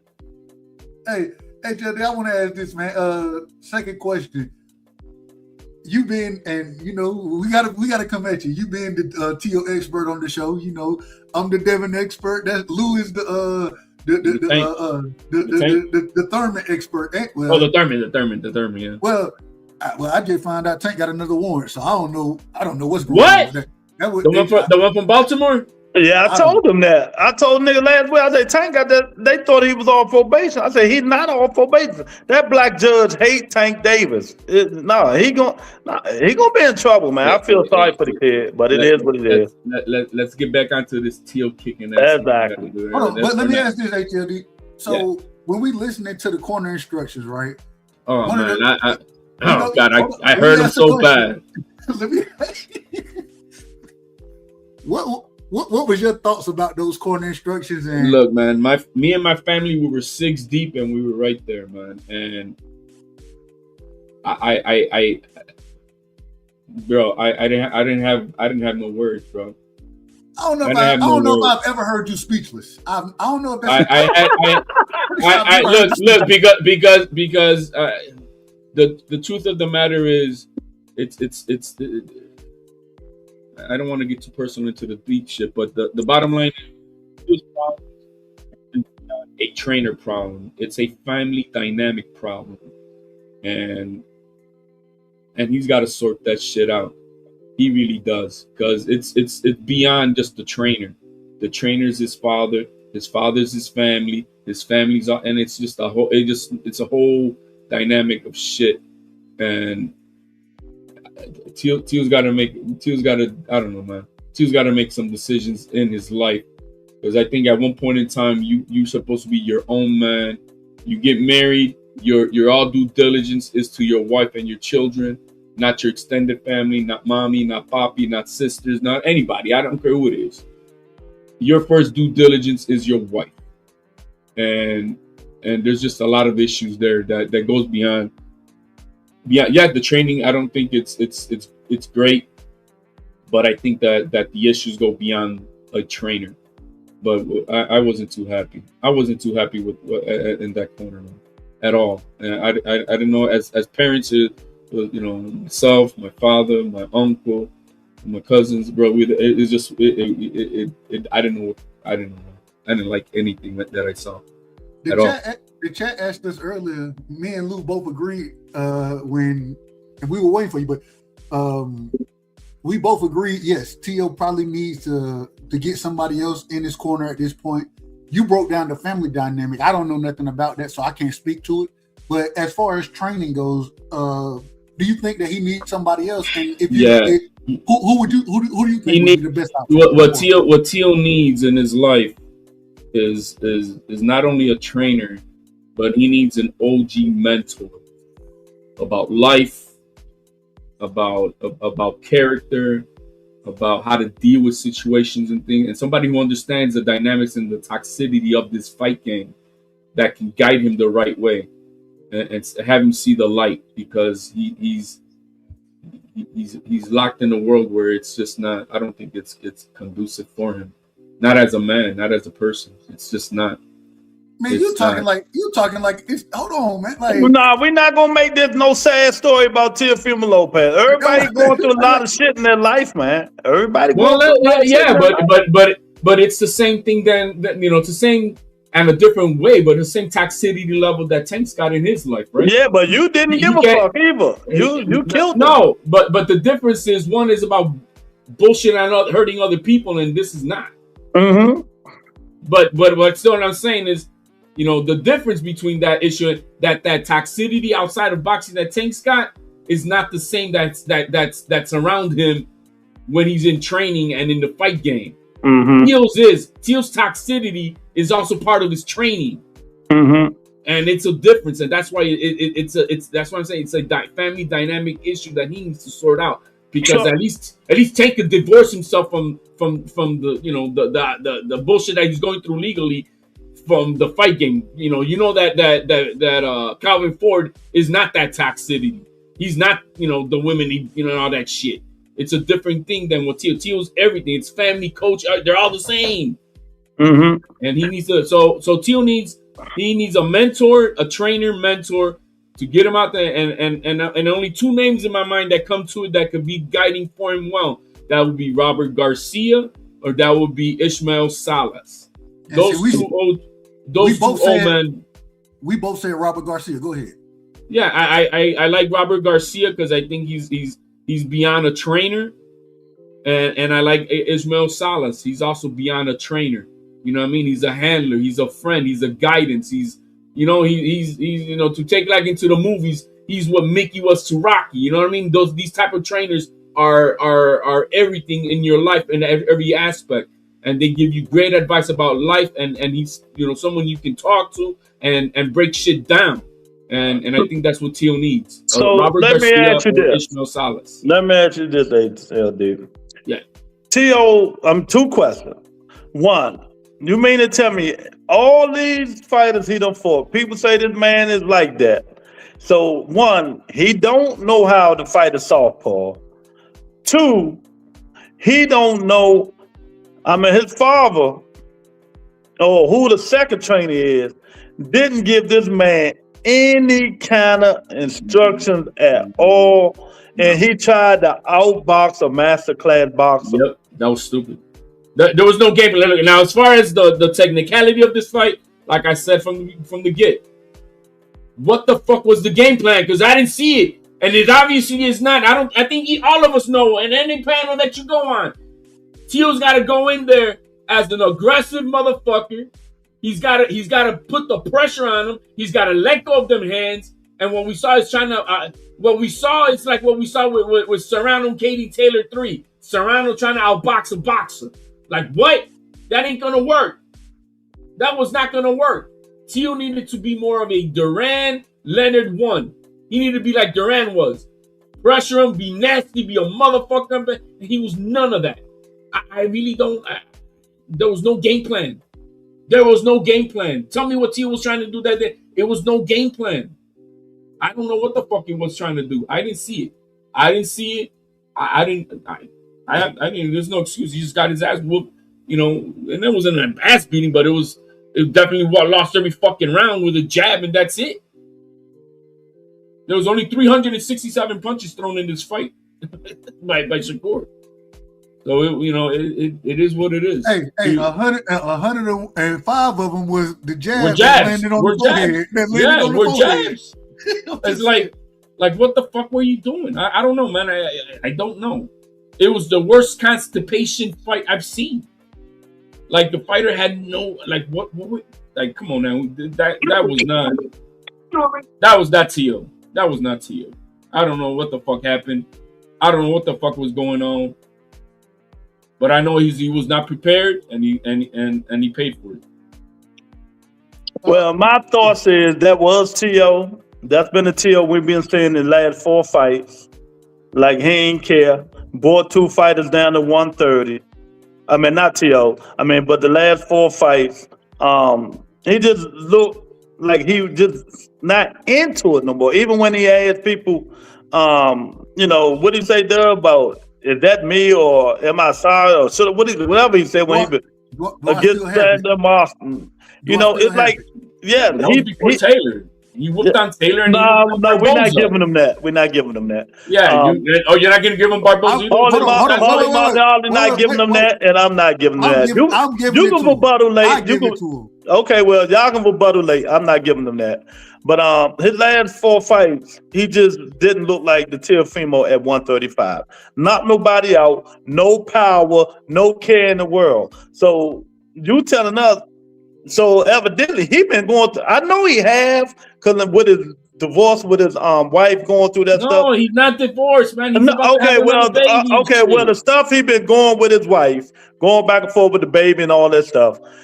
This thing like this been going on the last 4 fights because he been looking like shit. No, he looked amazing versus Barboza. Barboza's a bum. We talking about good fighters, man. We talking about real fighters. Yeah, who are the great good fighters we talking about that he fought in the last 4 fights? Exactly. That's why I said it. And thank you. I appreciate it. I could say the same for Shakur. Who are the awesome elite fighters he fought in the last 4 fights? I appreciate that too. They mad at me. I got 1,000 views on one. I put something about Shakur up. They cursing me the fuck out. Well, no. So then that's not the issue. Then the issue is right now for this fight. What the fuck happened with the training? There was no effort. Did anybody see something that like, okay, he's trying to do? No, I didn't see anything. I'm not gonna lie to you, HLD. When we broke it down earlier, I said kind of the same thing. He looked confused in the ring. And me personally, I said the corner instruction that I heard matched the performance in the ring. The both of them go hand in hand because the corner instructions seemed to be out of order and confusion. And then what he had going on in the ring, he seemed to be confused by everything. He didn't. Real quick, for him to be fighting as long as he's been fighting and not understanding how to break the distance, how I said I thought he should have went to the high guard and tried to at least try to press Shakur. I think he could have won rounds. That's what he needed to do. Like we didn't see nothing like that was like, all right, we're gonna do this. I didn't see anything. And the corner instructions, yeah, they were abysmal. But you don't win and lose the fight on the corner instructions. You will win and lose the fight by your preparation for the fucking fight. What was the game plan? I don't know. All of us here said. All of us here, anybody say, well, Teal's gonna have to come at. I've always said it. He needed a fight like nasty, like Durant did Leonard 1, and go at him up in his grill and let them hands go and be on him and be nasty. Did we see any of that? Did we try an attempt to try to do that? And no. this the crazy thing, HLD. When he was interviewed, he said, hey, I got to make this a nasty fight. You understand? That's what he said. He said it, and then I sit here and I watch the performance. I'm thinking to myself, I'm like, where's the nastiness? Where's the aggression?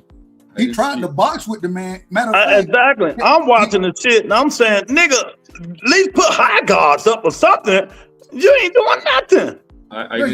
He allowed Shakur Stevenson to walk him down, bro. It doesn't seem like that. How you allow him? He's supposed to be pillow fit. How you allow him to walk you down like that? I don't know, man. I don't know, man. I don't know, man. Oh my God, this shit is crazy, man. I have no idea. J.A. say he never been good on the front foot and really waits on the big counterpunch. This shit is crazy. But even in this fight though, the problem is he never allowed himself to get. He never initiated anything. He tried to counter, but you can't if you don't know how to break the distance and you letting this man fight you at mid range instead of. I mean, it just. So, but look, man. No matter how I want to put it, Shakur Stevenson. You have to give the young man his due and his credit. I know I do. And he showed up versus the man that was in front of him, and whatever that was that Tia was, hey, who cares? Nah, Lonos, I see your chat, yo. You the number one, the worst Teofimo capper up off on this shit, bro. I'm gutted. Tio, please call punch. Well, shut up, bro. Gutted. Yo, man, this dude is stop it, Lo. You're not even on this level, bro. You too fraudulent, bro. Hey, wait a minute. Let me give y'all some breaking news right quick. Even though I don't want to see this fight. So oh my God, these two love. Hey, we got Thurman and Fundora. I know that. Oh yes, I already talked about that. We got the best 154 fighter back in action. But let's go to who do you guys think is this right here? He's obviously the best fight At 135 is me versus Shakur Stevenson. Whether it's next or not, shit will be great that night. Salute, champ. You a bad man. Then Shakur responded, yes, sir. Bro, you is too. Respect for a nigga that not moving like a goofy for clout. Real nigga salute. We gonna make it happen for sure. May the best man win. So who y'all think he talking to? I would say Abdullah Mason, but I don't know. No. Who? Lamont Roach. Oh God. Ain't nobody trying to see Lamont Roach versus Coach Stevenson. Bro. Sure the fuck ain't. We're gonna watch this nigga, bro. Respect. Don't get mad at me, Jab Queen. I'm just reading the shit. Lamont Roach get his ass washed. Oh man, Lamont Roach, man. Oh man, everybody think about Lamont Roach, man. Man, Lamont Roach, he need to be trying to become a champion, bro. I'm telling you, hey. The fight people want to see HLD now. I'm not gonna kill you too much about Tio, cause I feel for you. No, bro. I mean, I'm not gonna kill for it. Yeah, well, yes, it is. When you say this man is the baddest thing on earth, and he look like a little gutter rat. It ain't too much to talk about, man. We're gonna give you a break and talk about your other fighter who went life or death in Puerto Rico. Yeah, life and death, bro. That was boxing. You gonna try to shit on the king of the 154 division now? Oh shit! Can't handle the truth. Oh shit! The king of the 154 pound. You hear that shit, Doug? Y'all got it. Y'all go ahead. You hear that shit? Do you have evidence of this? I'll tell you what I think, and we didn't kind of went over this fight as well, but I thought, man, hey, Xander, respectfully, I give him credit for the win, right? Split decision, life and death, whatever. A boss, tough guy. At the same time, I do think, and I told you earlier, Lou, with the young man being 23, he done showed his power already, and now in his last two fights, he's showing boxing ability. But we need you to engage, brother. We need you to engage. You know what I'm saying? You can't just be on the back foot. If Devin on the back foot all the time, what we gonna do? We about to, hey, bro, what you doing? Let me look at the CompuBox numbers here. I think it was hard to watch that fight at the fight, bro. Because I was watching. It was in between the Shushu and the Keyshawn Davis fight, and I was watching. No, man, it was crazy. So I finally watched it on yesterday. Let me see what the CompuBox numbers were for that fight.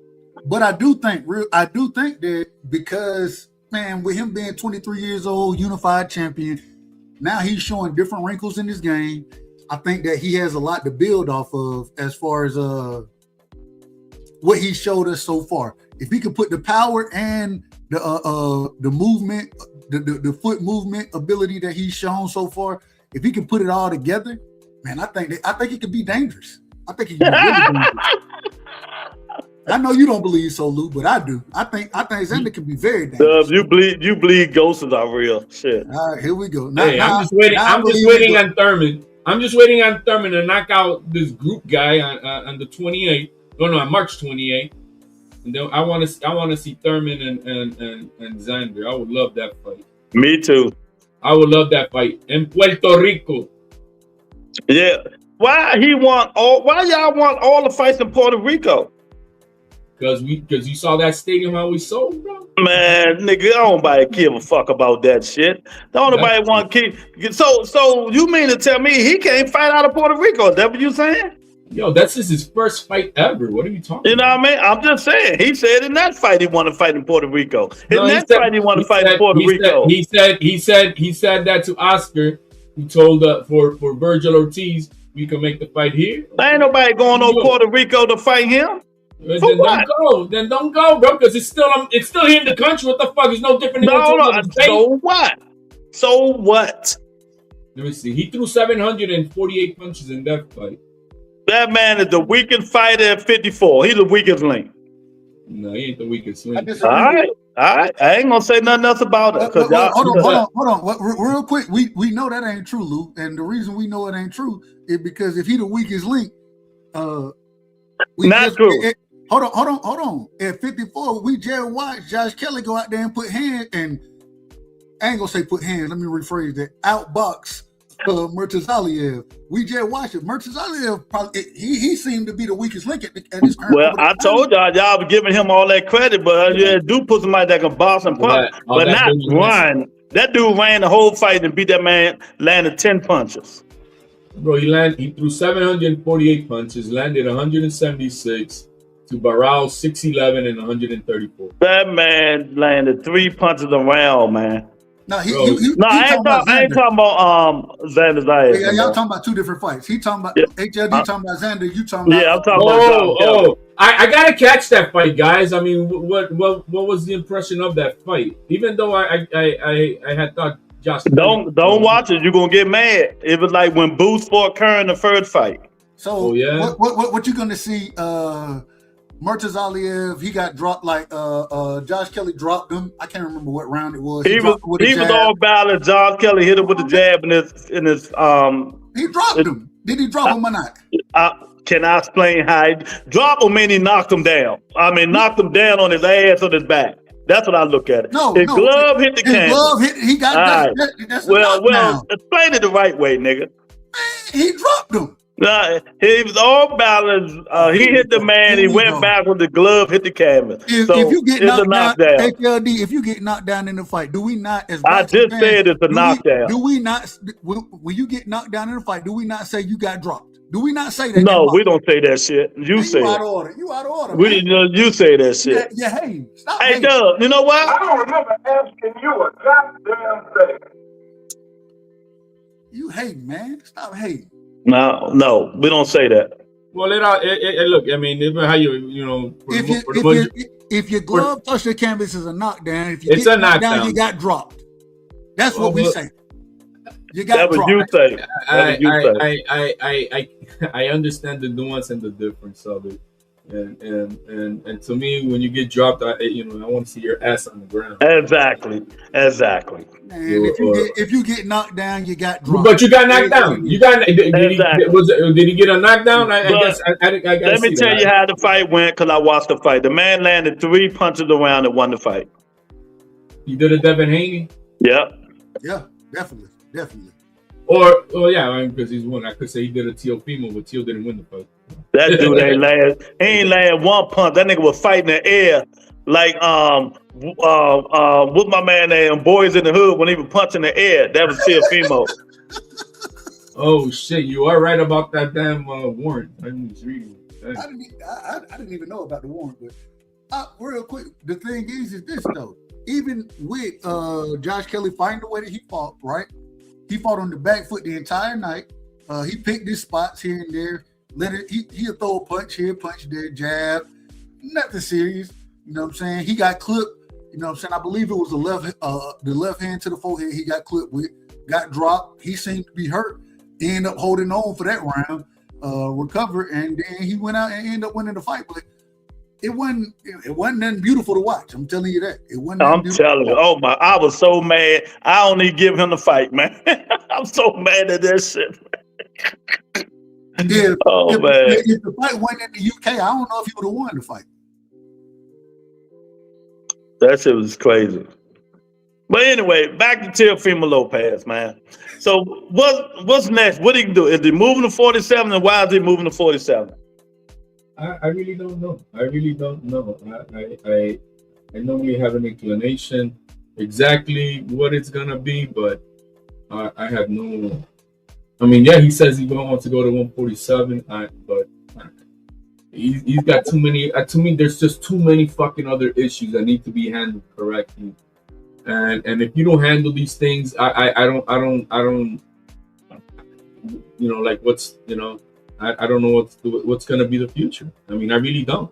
I think this is one of the most wasted God-given talents of a fighter to be out there, and like everything needs to be on your A game. I've always said, let's just take away the family dynamic. That corner's got to be like a Formula One NASCAR race pit stop. That everything is, you got to have the best cut man, best corner, the best of everything in that corner, and Teal does not have that.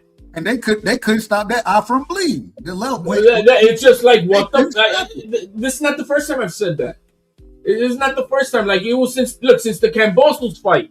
Like what the fuck? Who is that fucking cut man that you what type of Dollar Tree cut man are you bringing in? The same eye that Cambosa cut. You know, it's and it's like what you know, like you're making money, bro. You're supposed to have the best. Have the best in your fucking corner, man.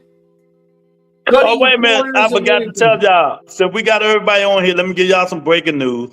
Y'all don't know when I started my channel, I used to interview everybody. And I interviewed this young man first, Francois Scarborough Jr., one of Pro Box best fighters, undefeated, 15-0. Paulie love him, Teddy Atlas love him, everybody love him. I'm going to bring him back to the Rebuttal Entertainment. I'll probably interview him next Wednesday on the Rebuttal Entertainment. Francois Scarborough Jr. He's been on everything, Sports Center. He's been on every show now. Man, his daddy grew up robbing niggas and doing stuff in the streets. Now his son is a champion. Not a champion. His son is one of the best fighters. So Francois Scarborough Jr. probably next Wednesday on the Rebuttal Entertainment. I'm letting y'all know. Breaking news. Hey Lou, you know who you need on the show? You need to get the brother. I think he might be next up. I don't know. He fight on Pro Box as well. The body snatcher, Whitaker. Is it Whitaker? No. You talking about Marshall? No. The body snatcher. Okay, I'll look and see what you're talking about. I'll find his name. Give me 1 second. I'll find it. I think he fought last weekend. That man can fight. I love watching him fight. I love a good body puncher anyway. So yeah, and he did one this weekend. Pro Box was fighting too while everybody was talking. And he won the fight and he got the flu. He had the flu and they ain't even know it. Lots of excuses. Teo was outclassed. I don't think nobody made no excuse up for Teo today. He is what he is.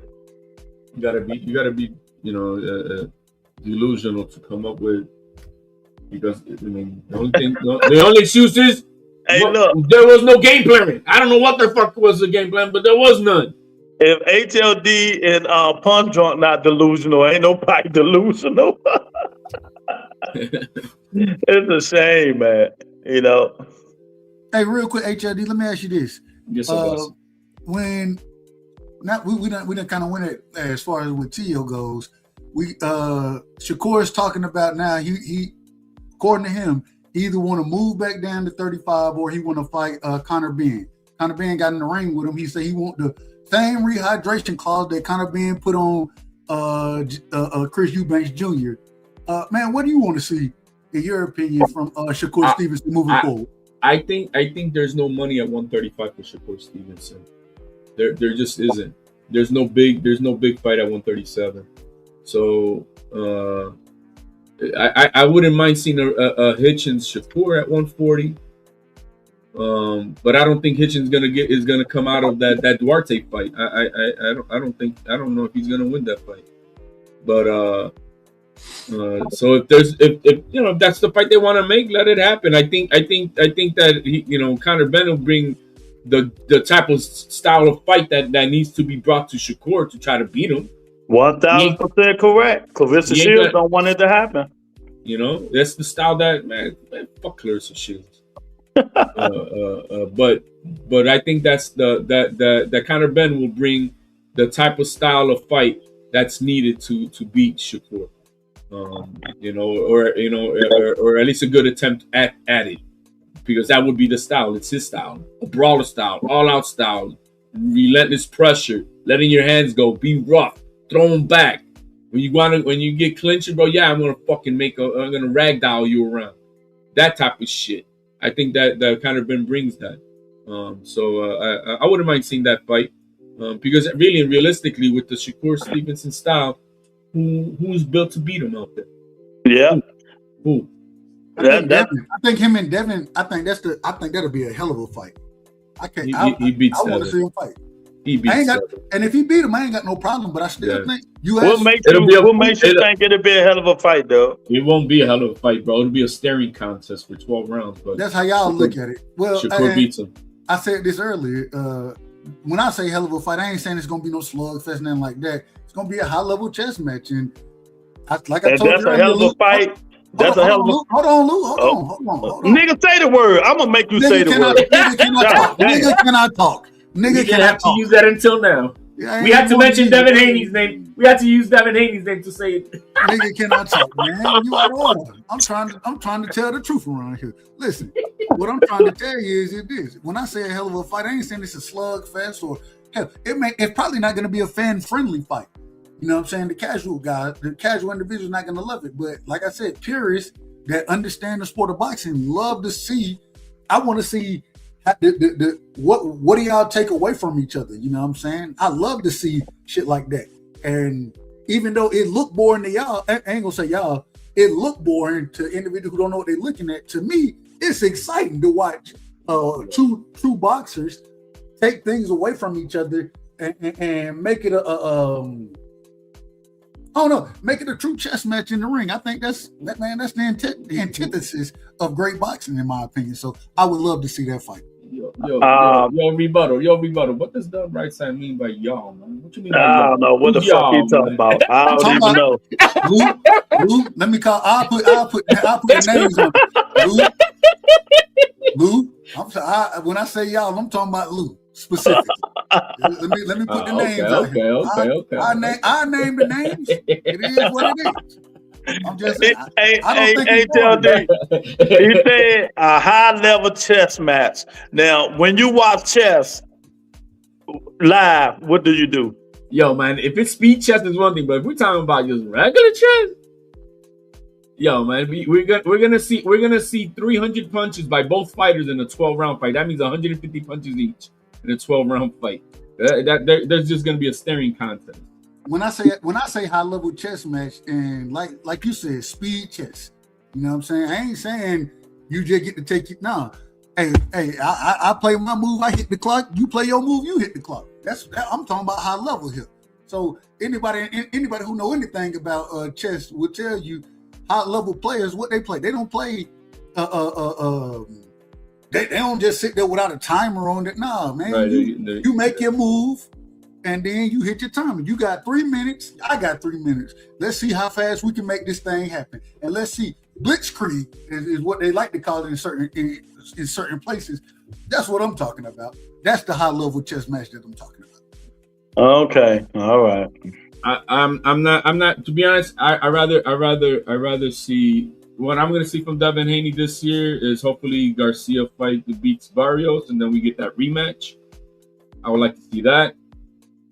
I don't mind the Conor Benn and Shakur Stevenson fight next.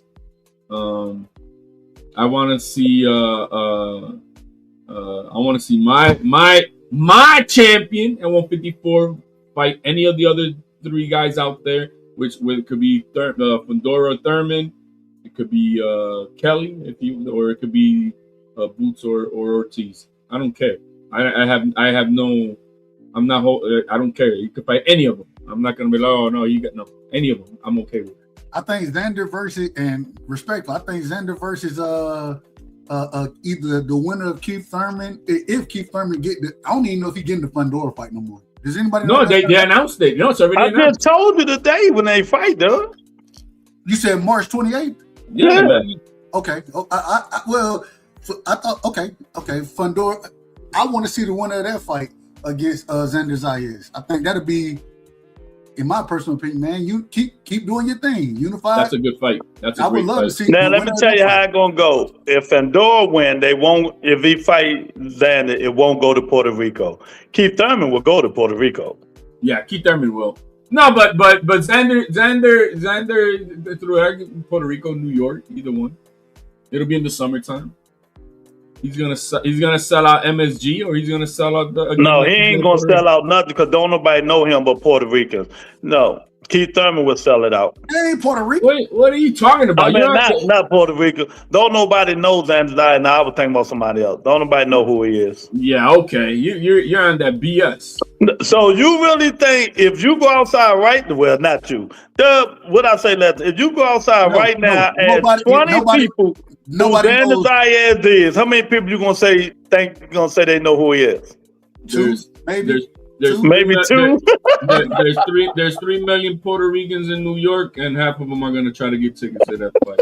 Hopefully, your guy could bring them too.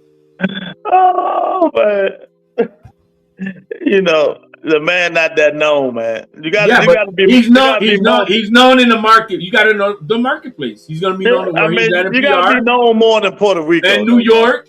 No, stop it. I know. The kid is known in New York, Rico than New York City. Yes, it is. New York and Florida. Hold on, HLD, Florida. I got you. Hold on, HLD, I got you. Nigga, can he talk? Oh shit. Hey. And if he comes to New York and he has the number one music artist in the world walk him out, Bad Bunny, well, you know that shit's gonna fucking sell. Who? Bad Bunny. The guy who's taking over. Unfortunately, he's taking over the Super Bowl shit. I have no clue who Bad. Look, I done heard of the man. HLD, you speak fluent Spanish, right? Si, señor. You done heard Bad Bunny rap? Bro, you got to, man. If you go to the club, you want Bad Bunny on that shit because you're gonna get a lot of ass. Okay, well, I don't go to the club, so I'm gonna ask you this. They say Bad Bunny, and this is kind of off topic, but I gotta ask. They say he a gangsta ass motherfucker when he be rapping. That's what they say. I don't know what he be saying. So no, he's not. He's good. He's good with his music. I don't like his politic views and shit. But when it comes to just the music itself, it's a party. You go to one of his concerts, it's a fucking party. Well, his politic views is the opposite of the right sides. That's all. What's his politic? What's his political views? I don't know. He hates Donald Trump. That's fine. I'm just, I got no problem with that. I'm just saying, Is he any good? All I'm asking is he any good? I just ain't heard him. I go listen to some bad, but why is it funny? Anyway, that's a whole nother story. Let's move forward. But anyway, but as far as the marketplace, obviously you got to know who to sell. The market where to sell in. So I do see Xander. Xander already proved he does extremely well in Puerto Rico. He took over that motherfucker. Not New York or Florida. Either one of those spots. We gotta talk about somebody know. Keep saying Dub. HLD, what's the thing about Keyshawn Davis fight? I was not impressed at all. Same thing I just told Dub. I thought he looked decent. I thought he looked good. We were booing, bro. We were booing. That's all I gotta say. We were like, what the fuck, bro? Like, Ortiz was not running around. That got that got some skills. But he got the stoppage. Okay. I give him that. HLD, do you? I thought the fight should have been stopped in the 11th round. It ultimately ended up getting stopped in the 12th. Because a body shot, but not because it was a beatdown. It wasn't like he was kicking his ass. It wasn't like, bro, body it was some of the best shots in boxing. Nah, bro, it was just it was two singular body shots that got this guy out. Okay, man, but until then, hold on, man. The most dangerous punch in boxing is the left hook to the body. That's the most. I don't want to see that boring ass shit. For the first boring. The body shot is boring. For the first, bro, until the stoppage, what the hell were we watching? We were like, what the hell were we watching? I'm like, dude, Ortiz is right in front of you. I'm like, yo, he ain't running like he did versus Teofimo. He's there, man. You out of order, man. You out of order. Get him. You out of order. Nah, bro, I was not impressed. I don't got Keyshawn beating top guys. I don't, not off that performance. Yeah, he has power. What I saw, his power translated to 140. He's got power. But the technical aspect, no, man. He looked better against Jermaine Ortiz than Teofima Lopez looked against him. But that's not the point. Guess what? He would look like that versus Shakur too. What are we talking about? No, he wouldn't. Yes, he would. I disagree with that. I disagree with that. You think he would look like you think he'll stop Shakur? No, I'm saying no. That he would not. He would look as bad versus Shakur because stop comparing Shakur as a barometer. He's a different level at his skills. You Keyshawn, brought it up. No, I'm saying Keyshawn did not impress me on Saturday. We, as the 21,000 people in that stadium, we were booing throughout that fight. Like, what the hell, bro? If this guy's trash, get him out of there. Well, one of you two guys get each other out of there. He's not trash. No, I'm just saying, bro, for 12 rounds, we're like, what the hell, man? Get him out. If he's not, get him out. I was not impressed. I don't understand this. Were you yelling for Tio to get him out of there? Yeah, we were like, no, but if this guy's not going to get him out. And he didn't get him out of there. And did you criticize Tio the way you criticizing Keyshawn right now? Did you do that? Versus you out of order. Versus who? Shakur could have, if he would have pressed down the gas. I ain't talking about Shakur. I'm talking about when Tio fought Jermaine Ortiz and couldn't get him Jermaine Ortiz was not running versus Keyshawn. He was right in front of him. It's out of order, man. You out of order. He was in front of him. And if anybody says that he was running, then cut the ring off. But he wasn't running. Well, why Tio didn't cut the ring off? Again, because he wasn't running. Ortiz versus Keyshawn Davis, was he running? No, man. He was right in front of him throughout the fight. Hold on, you just said when you literally just said that he was running against Tio. No. Hold on, you didn't say Ortiz was running against Tio? Ortiz was running against Tio. That's what I'm at. So why Tio didn't cut the... Hold on, you just said cut the ring off. Then why that... But versus Keyshawn Davis, Ortiz was not running. He was in front of Keyshawn. And Keyshawn got the stoppage. Bro, had he done that versus Tio in the first fight and fought the way he fought, he would have stopped him earlier. Hey, if it was a fifth, we'll all be drunk. Like I said, it was not. All 21,000 of us were in that stadium. We were not impressed. We were happy. We were happy he got the fight over. And finally, when there was only 10 seconds left in the damn fight, with a mercy stop. That's what they did. I still think the fight should have been stopped in the 11th round. That's what I say. But it is what it is. I ain't got no problem.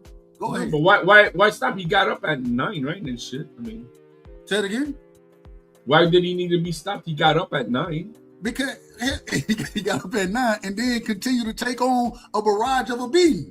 The man was getting beat up. There was no barrage of beating in that fight. All right. We seen two different fights then. There was no barrage of beating. He hit him with a good body shot, and that fucks up anybody. But there was no ass whooping in that fight. How many rounds you gave? How many rounds you gave Jermaine Ortiz? I was watching. I'm not gonna because I was watching them at the same time. But I wasn't impressed. I was not impressed by either one of these guys in that fight. I was not. That's fine. I understand. And hey, let's bring it down to the Shushu fight. Shushu was getting clipped off fucking night by this dude. See, you missed the early. You got to show up on time, respectfully. You gotta show up on time. I took a few days off. I had to come back and give, I got a life. You know what I mean? It's okay. Ain't no disrespect. I'm just telling you. We talked about this. We said that Shushu, he got hit a little too much, but he dogged it out. He not got hit. He got clipped. I said, me and Lou both said, and Lou, I think Lou made the point.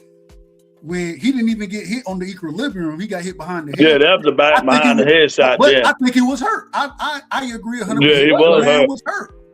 He was hurt. So, we've established this, and then he came back and put hands on that man, finished him off with a 5-point It was one of the most beautiful combination stoppages I've seen. It was a 5-punch combination. That was beautiful. That was beautiful. But I'm looking at the competition that was fucking rocking him versus what if Nick Ball was in there? What if the Espinosa guy? He ain't beating those guys. Hold on. I literally said.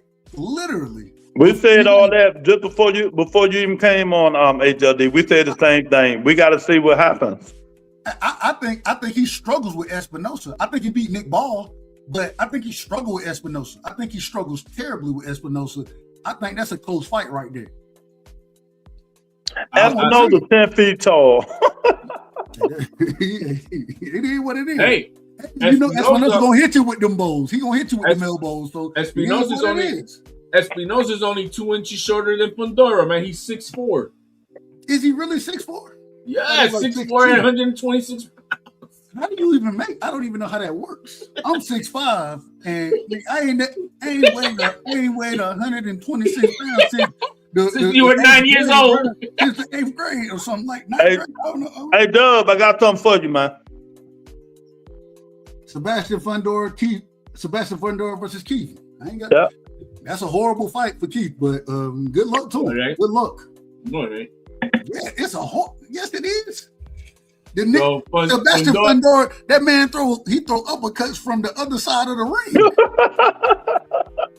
Fundora's gonna get knocked out by Keith Thurman. All right. I hope so, but I don't think so. If you were, hey, I think the same way you was wrong about this pick that you had, you're gonna be wrong about that one. But if you look at it is what it is. If you look at the performance, for an example, the last Tim Tszyu versus Fundora, before they stopped the fight, Tim Tszyu was putting hands and feet on Fundora. His head looked like a Pez dispenser. He just couldn't. He just didn't have the punch resistance to withstand the Fundora. But he was beating the shit out of him, bro. Tszyu. He was putting hands and feet on him. He just couldn't take. He just didn't have the punch resistance to go through with the fight, or so his corner didn't think so. But that's not Thurman. Thurman has not been beaten up in his life. Thurman is, he hasn't fought Monday times, but Thurman is fresh. Thurman doesn't have a lot of mileage as far as beatdowns and shit like that. I got Thurman. I'm going for Thurman. Regardless of the fact, I'm going for Thurman. No, I'm wrong for Keith. You know what I'm saying? I'm wrong for sometimes. At the same time, I just being a realist, bro. I don't think, man. Fundora's not that good, bro. Boxing is, but you ain't gotta be. Look, boxing is a young man game. The other thing that you understand with Fundora, as he's gained more experience, the man jab continuously gets better, and because he already know he can fight on the inside, bro. As long as if he can wear you down early with the jab, and then accept the inside fight 6, 7, 8, bro, you're gonna be fucked up in the fight, man. And I say this respectfully, Erickson Lubin, the Hammer, I thought he broke that man's face, literally, rearranged it. And I'm just saying, bro, y'all can say what you want to. I don't think Keith Thurman got a chance in that fight. I bet on it. I won't bet y'all online no more because Negroes don't pay. That's why I don't think Fundora is all there. I don't think his punch resistance is all there. Broken face. He got knocked out by Mendoza. The Tim Tszyu was putting before in the first fight before he got cut in the head. He was whooping his ass, and in the rematch, right before they stopped the fight, Tim Tszyu was putting hands and feet on Fundora.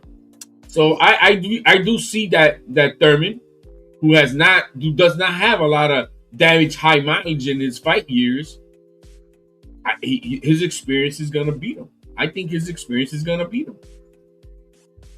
Tony, what shade I threw? Hold on, Tony, what shade I threw? Did I throw shade? I don't know. You might be out of order with that one, Tony. Respectfully, I love you, sis. Y'all go ahead. I don't know, man. I see, man, it's gonna be a domination. And how do you?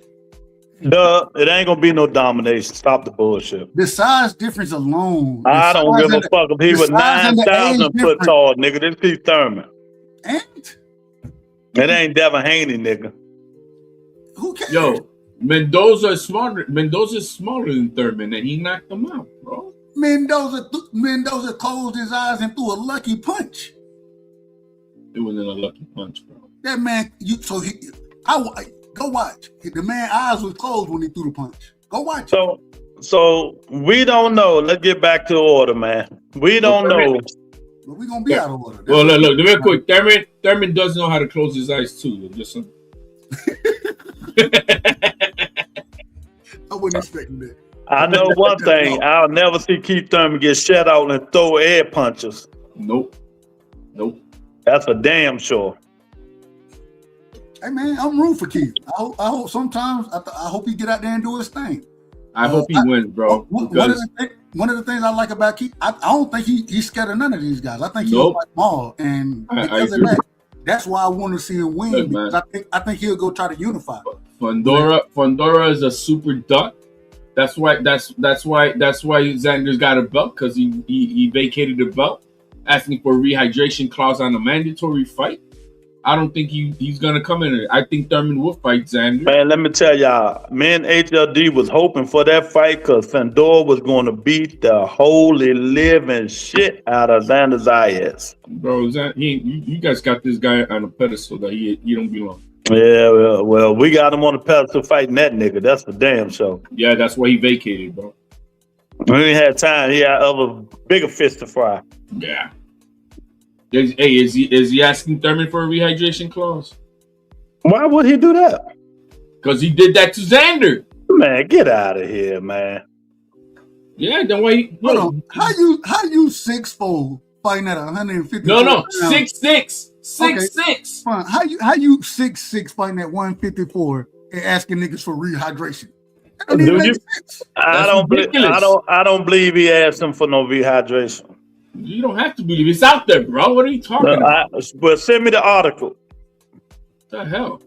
No, send me the article. You normally got the article. Send me the article. That's why he vacated. I don't want to hear that. You starting to sound like Mr. Shelton there, making up lies. Nah, that's you, man.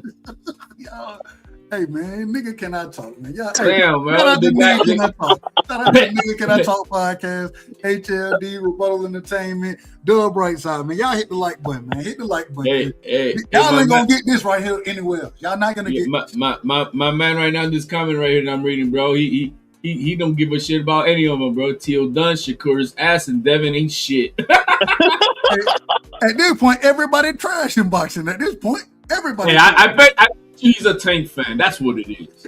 Nah. That's what it is. And that nigga hate Crawford, HLD. He hate Crawford. He ain't bud. Yo, Jeffrey, man, you gotta tell these guys put some respect on Xander. You gotta put some respect on the unified youngest 23-year-old Puerto Rican champion. I got respect for Xander, me personally. Ludo. Yeah, right. I think Xander is I think he's fantastic right now, especially being 23. Like I said earlier, showing power early, now showing boxing ability. Do you have evidence of this? Evidence is the knockouts that he had early in his career, and then the evidence of the footwork is the last two fights that he didn't show. That's the evidence, is what he does in the ring. That's the evidence. So when it all come together, that man gonna be dangerous. Like Xander in that 12th round, he didn't have to do that toe-to-toe, mano-a-mano. He already won that fight. And guess what he did? He put it on for the fans, bro. I'm like, oh shit, what are you doing? Going mano-a-mano with this guy. Bro, bro, this kid is the next star, bro. He's coming up. Yeah, we'll see. You know? Time will tell on everything, man, you know. But time will tell on everything, man. Bird more than me. Check Jason, real quick. Hold on, check Jason. He talking about Snack. Who was on Snack? Who's on Snack that he's talking about right now? Xander? I'm talking about Snack fighters. Who? But which fighter? Which fighter is he talking? Like, ain't all them niggas on Snack? Don't let them do Snack. Go through Snack. Who? Ain't Shakur, Keyshawn. Don't them niggas do Snack? I haven't seen Shakur or Keyshawn be affiliated with Snack. I haven't seen it, but if y'all got information, let me know. That's irrelevant right now. Okay, he said Shakur and Bud. Okay, I've never seen Shakur dealing with Snack, but maybe he is. I don't know. You know, so hold on. Are you saying that the Snack program? Are you saying the Snack program is cheating? Is that what you're saying? Come on, though. Let's move on, man. No, address it directly, and I can address it directly, because if that's what you're saying, talk about all the guys that popped dirty. Talk about the kind of Benz of the world that failed drug tests, the Ryan Garcias that failed drug tests, the Jaime Montillas of the world. Talk about them. But don't and these niggas that they ain't failed nothing, and they just sitting here fighting. But you want to say that they cheating? Don't do it. You out of order, man. He out of order, and I'm gonna call him out of order. But what you're not realizing is those guys that you mentioned, they all failed because they were not on Snack. Had they been with Snack, they wouldn't have failed. They would have had the bottle hooked up and all that. Hold on. Play the drop. Do you have evidence? I got you. Do you have evidence of this? I do have concrete evidence. Those guys failed. Had they been with Snack, they wouldn't have failed. We don't know that. We do, because that's when they weren't on Snack. They failed. The guys that are on Snack, they didn't fail. Man was on Snack and he failed the drug test. Who's that? What's buddy name? Oh my God, he fought. How many years ago was that? Mid 2010s. You know what I'm saying? Yeah, you see that they. God damn, Dub. We wasn't even born in 2010, man. Dub, they have perfected the game since then. They've learned from their mistakes, and that's why it's gotten better. That's all. Hey, I'm gonna get on Ostarine. So when I get on Ostarine and I start getting up here cooking y'all on the Ostarine, man, y'all know why y'all getting cooked. Don't do that. Don't do that. Ostarine is just gonna lower your testosterone, bro. Don't do that. That ain't my style anyway. All right, this how we gonna end this thing, man. HLD, nigga, it's been 3 hours. HLD. Ain't been on there in 3 hours. It's almost HLD. 2 hours and 15 minutes, man. You out of order. HLD. Let me ask you this: give me the fights you want to see. Let's start with Xander Zayas. Give me 2 fighters you want to see him fight. I want to see Xander versus Thurman. If God willing, he wins next in March, or Xander versus I don't know, either Boots or Virgil. I really don't care. Or the other champion, right? It doesn't matter. One of those winners from that bracket. So that's where I want to see Xander next with either Thurman. I really don't care about Fundora, but if it's Fundora, fine. Virgil Ortiz, Boots, or Josh Kelly. He's gonna fight I think he's gonna fight one more time at 154 before he moves up. And that was gonna be my question. I was gonna say when you think he's gonna move up? But okay. One more fight this year, and I think he moves up. I think it's it for him. He's too big. Oh, okay. So he moving up to 68? 60. Nah, I know. I don't want him to move to 60. I want him to move to 68. Fight Jamal Charlo. Well, what Jamal Charlo at? I don't know. Go ask him. How you gonna fight Jamal? Who Jamal fighting? He's in front of the Red Cross somewhere, bro. Well, if you've been listening, Dub, since you got a boxing channel, you would know that Wayne Magazine and everybody else reported that Jamal Charlo did. I mean, Al Heyman them sent Caleb Plant, and what's the other guy that knocked Caleb Plant out? The little guy that just beat him. Both of them would send contract, but neither has signed it, and it's been almost a month now. Who said the guy who knocked out Caleb Plant? Yeah, what's the little guy name that beat his ass? His last fight. I can't take it to do Martinez. Is it Martinez? I feel like it's Martinez. Give me a second. I got you. He was at the fight. Lester. No, I wasn't Lester Martinez. Hell no. I've got the dude now. Give with an S on it. Hold on, I got it. We'll look it up real quick. We got time. Here we go. Yeah. Yeah. Resendez. Yeah, both of them declined. So now I'm hearing Caleb Plant might sign with Zuffa. Hey man, Dub Brightside, man. That's the name of the channel. Come troll as much as you want. So we ain't got no problem. You all good.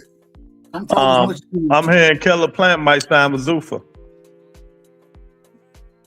Hey, I wouldn't. Hey, he need fights, and he ain't fought since what? Well, tell him don't turn down the fight. He thought about retiring. Bread man, that bum ass nigga said Caleb Plant was gonna retire. Man, you know me and you, we have total different opinions on Bread, man. So don't get me started. Well, I don't care. Get started, nigga. I don't care. That man can't. That man ain't nothing, man. But so Dub, who you think? The next two fights for Zayas. Who you want to see Zayas fight next? Going off of HLD information, if he's only going to fight one more time at 54, then like I said, I want to see him against the winner of Thurman and Fundora. I think that'd be the best fight. Wouldn't mind seeing him fight Boots. If he fighted Josh Kelly, I wouldn't mind that fight. Man, go continue to go after them titles. You feel me? And Go fight Boots or Virgil Ortiz. That's all I want to see. I want to see nothing else. Well, I don't think he fight either one of them guys. That's the people I want to see him fight. Man, no Thurman? No Thurman? Bro? Not even Thurman. I want to see him fight Boots or Virgil. I don't think he's gonna fight either one of them guys. Okay, that's just my opinion. Boots and Virgil don't even want to fight each other. Well, they don't bring nothing to the table at this current moment in time. It is what it, man. If you know, we know you're an accolade man. We know that. At least I'm consistent. At least I'm consistent. No, at least you're consistent. Exactly. Well, you keep rooting for Devin Haney and keep being consistent. You know, at least you're consistent about that. Now, Keyshawn Davis, give me 2 fights, y'all. Who y'all want to see him fight next? Antoine, or in my opinion, Antoine. If he's gonna move to 47, Devin.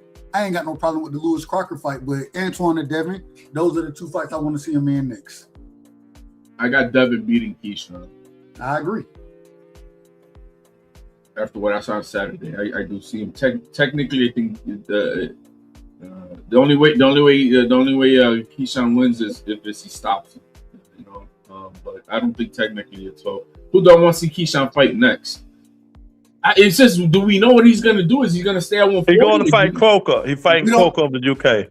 We don't know what he's gonna do next. I just told you what Eddie Hearn and them said he's going to do next. Oh, that's what Eddie Hearn said? They say he's going to Coker UK. All right, I ain't got no problem with that fight, but fight Crocker.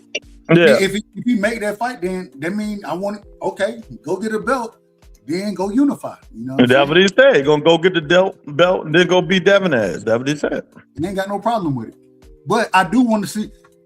Why do you guys don't want?